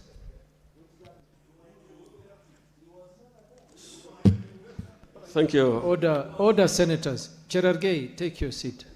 Take your seat, order. Senator Cherargei. Thank you, Honorable Speaker. Mine is actually a concern that from response of the Waziri, some of the interventions actually outlined is agriculture and forestry and fishing. But of course, a larger economy that is actually been driven by the livestock sector, where 10 million people are surviving on, has not been mentioned. So what is the position that, why is it that the focus is only agriculture, also the agriculture remains the backbone? And then you see provision of subsidies of fertilizers, seeds, expansion of rehabilitation of irrigation, promotion of climate resilience, support of agro-processing, nothing on livestock. What is the position? Thank you, Senator. Cabinet Secretary, you may respond. Thank you, Mr. Speaker. I think Senator Jenda has left, but I would not have any problem having a cup of tea with him in my office, just to maybe discuss into more details my budget speech, and I'll be able to break it down. But then, on issues that are raised by Eddie, Senator Eddie, through the Speaker, our revenue performance has been underperforming. Revenue collection has been underperforming. And every year we are reporting shortfall in revenue collection. As a matter of fact, there was a time this country was collecting 18% of its GDP as revenue. Today, we are collecting just well over 14.5%, or around 14.5% of GDP as ordinary revenue. And that is even below the two. We have a feeling we can collect up to 20 or 22% of GDP. However, there are a number of reasons. One of them is the inefficiency and of the systems that are deployed by Kenya Revenue Authority, which we are working on, and we have allocated quite a bit of resources, 17 billion, in the supplementary budget that was passed by National Assembly, supplementary budget number 1, to be able to revamp and re-engineer their systems. A lot of reforms are taking place, and we are already seeing some reported progress in terms of personal income tax. But also, it must be understood that a lot of businesses are becoming more and more informal, and collecting taxes from the informal sector is not easy. And a lot of businesses are going digital, and again, collecting taxes in that space is not easy. But we are trying to keep pace with that. So that is creating a bit of a strain on our fiscals, and but we are still working very hard to manage. In terms of crowding out private sector, we are being very careful not to crowd out private sector. Again, I want to also point out that our capital market is fairly developed. I think that is one thing that has not been appreciated. Kenya has one of the most developed financial sector and capital sector. And the challenge that private sector has been facing in terms of accessing credit is not entirely on availability of funds. It is informed by a number of reasons. And we have seen, in fact, before this war in the Middle East, the private sector had picked up in terms of credit uptake from the banks. There was a time last year, there was a negative growth of 2.7%. It had picked up to well over 6%. In fact, the latest was 9.3%, if I can recollect. Growth in private sector uptake. And that clearly you could see, even in the economy. Much as people have been talking about the demand, the purchasing power is coming down. The truth is, before this war in the Middle East, the PMI, the Purchasers Managers Index, which measures the ability of demand in the economy and people's purchasing power and how we are buying goods, was rising steadily. And it was not us reporting, but by independent evaluators. So, again, we were hit. But again, I want to just say that we are being careful not to crowd out private sector. But again, external borrowing has also its risks. Look at what happened in 2024. Because of the depreciation of the shilling, we added to our debt stock almost 1 trillion shillings without taking even a single penny as a loan. And those are the things that we want to also try to avoid. On issue that has been raised by Senator Sifuna, I don't want to go into other details, but just to focus on the issue of cost of energy. What we have said here is that the government has prioritized stabilization in electricity supply. Before you go to the costs, the first thing is to guarantee supply, because if there is no supply, the cost will definitely be high. You cannot have cost coming down. The basic principle of microeconomics, the demand and supply, the equilibrium of prices, Senator Sifuna. The equilibrium of prices simply means where the supply curve and the demand curve intersect. And so when the demand rises and supply comes down, prices will automatically go up, because that intersection point will be high. But you must guarantee supply. Then the cost. How do we guarantee the cost, and what interventions have the government taken? One of the reasons why we have National Infrastructure Fund, Mr. Speaker, is because we want to implement resources towards generating more energy. Our energy requirement in this country is almost 10,000 megawatts. But we are only generating, well, slightly over 3,000, almost a third. So we therefore need to put more resources to generate more energy. It will deal with the twin issues of supply and cost at the same time, because demand will relatively remain constant. Or even if demand is going to adjust, it's going to adjust slightly. This morning, I had an engagement, a meeting with my counterpart in the energy, the Ministry of Energy, where we were discussing the nuclear power in Siaya, which is likely to generate well over 2,000 megawatts. And that is a project that we want to pursue to bring more power into the grid, because that is the only way through which we can guarantee cost of power to be low. I agree it is high, and also the supply and the reliability of the power. Because again, if you go to many parts of this country, the reliability of power is a challenge. Now, on the question of Nairobi being prioritized, and I want to again say, Mr. Speaker, Nairobi produces almost 60% of the GDP of this country. And that is not a place you can ignore. That's a place that we must invest in terms of providing energy. On Senator Onyonka, I know it has been reported that JKIA is going to cost about 2.9 billion, figures flying around. I saw 2.9 billion US dollars. The figure that I know is half of that, 1.2. And so you don't rely on figures that are flying around, and especially in some print media, some specific newspapers. Because, of course, some newspapers for 3 years now, their headline are always consistent and predictable. So we don't worry much about those ones. Because they have also a responsibility to inform or misinform Kenyans. But that, I will tell you, is not going to put any strain on our sovereign debt. And if you want the information about that, either my counterparts at the transport can provide that information, or the government, even through me, can provide that information. But this is one of the candidates for the National Infrastructure Fund. And I will tell you that there will be no sovereign debt as at now that would be put here. On Senator Wambua, what have we been using to link debt to development? Senator Wambua, I don't know whether he has left, but is here. Maybe I thought your height was, I thought you had no, let me reserve that. I couldn't see you. Maybe the problem is my height or your height, but anyway, either of the two. Now, Mr. Speaker, imagine what Senator Wambua is saying. Imagine from independence we didn't have it. Now we are implementing it. I think that is something you should praise this government for. We are doing exactly that. It has not been there. So we are doing it. Because we can't continue complaining.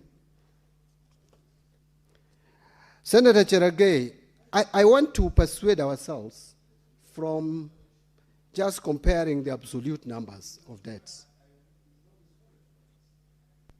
Senator Wambua, I did guide the House that I will only take intervention once he has completed answering all the questions. Proceed, Cabinet Secretary.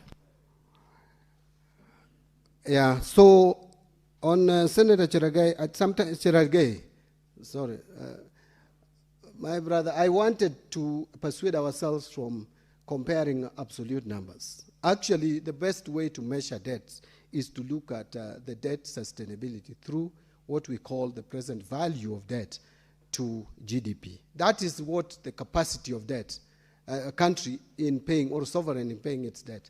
Look, if you look at the debt, the American, the US government, the debt they have, it's mind-boggling, but they are able to deal with it because it's a bigger economy.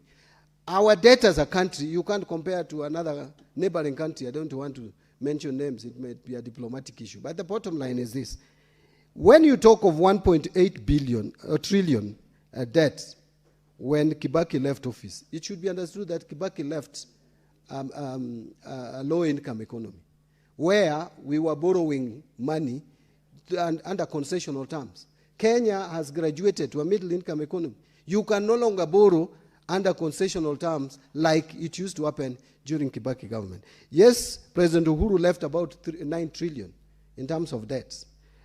So that is in the 10 years that it worked. But you should understand that that debt, look at it in terms of the value of the shilling then.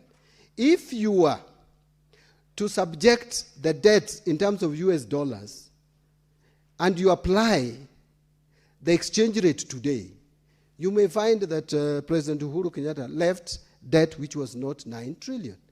It could even be 11 trillion to date because of the current exchange rate. So that is why when I see professionals trying to compare in terms of absolute numbers, I ask myself, really, did we go through the same schools or not? But I want to be very careful there and say that yes, President Uhuru left, or his administration left about 9 trillion shillings if you converted it into shillings in terms of debt, both domestic and external. And now it is 12.8 trillion. And by the way, some of these debt service costs is as a result of some expensive debts that were taken before that we are servicing today. But again, even this government, there will be a government which will come in, which will service their debts. So it is not an excuse for a government to say that because another government took up debts that we cannot pay. We have to. I saw another presidential candidate talking of we should not pay debts. I wonder how he would manage a country which has defaulted in debt. You can't. I mean, it's basic knowledge. Unless you want to manage chaos. So I'm wondering whether some of us who are talking of leading this country, they are really prepared in terms of understanding the economy. But I will tell you for a fact that debt is a concern. We have dealt with one issue of debt. When I came into this office, and it was worse when President Ruto came in, the question was not even about debt, the debt stock, the debt cost. It was about debt sustainability and whether we were going to be able to pay our debts. I have repeated this severally, Mr. Speaker, that in 2021, IMF had classified Kenya among 5 other countries for default. And we have survived it. So that is the first step. Now the next step is to manage the debt. And I want to conclude by saying, let no one lie to Kenyans that we will be reducing our debt stock.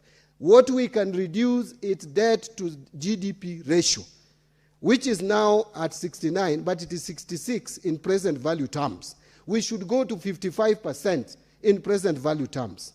Once we go to 55% of present value terms, debt becomes sustainable. There is no country in the world which will reduce its debt stock. Let no one cheat you. Anyone who speaks that, Mr. Speaker, is ignorant of economic matters. Thank you.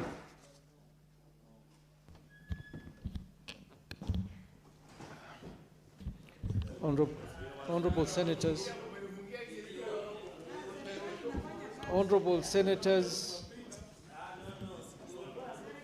Cabinet Secretary, Order, Senators. Cabinet Secretary, I want to thank you for coming to respond. There is only one question by Abbas, which I'll be asking him to visit your office on the livestock issue that he raised, which has not been responded to. Thank you, and you are free to leave, Cabinet Secretary. Honorable Senators, it is now 1 p.m. Time to adjourn the Senate. The Senate therefore stands adjourned until later today, Wednesday, 17th June 2026 at 2:30 p.m.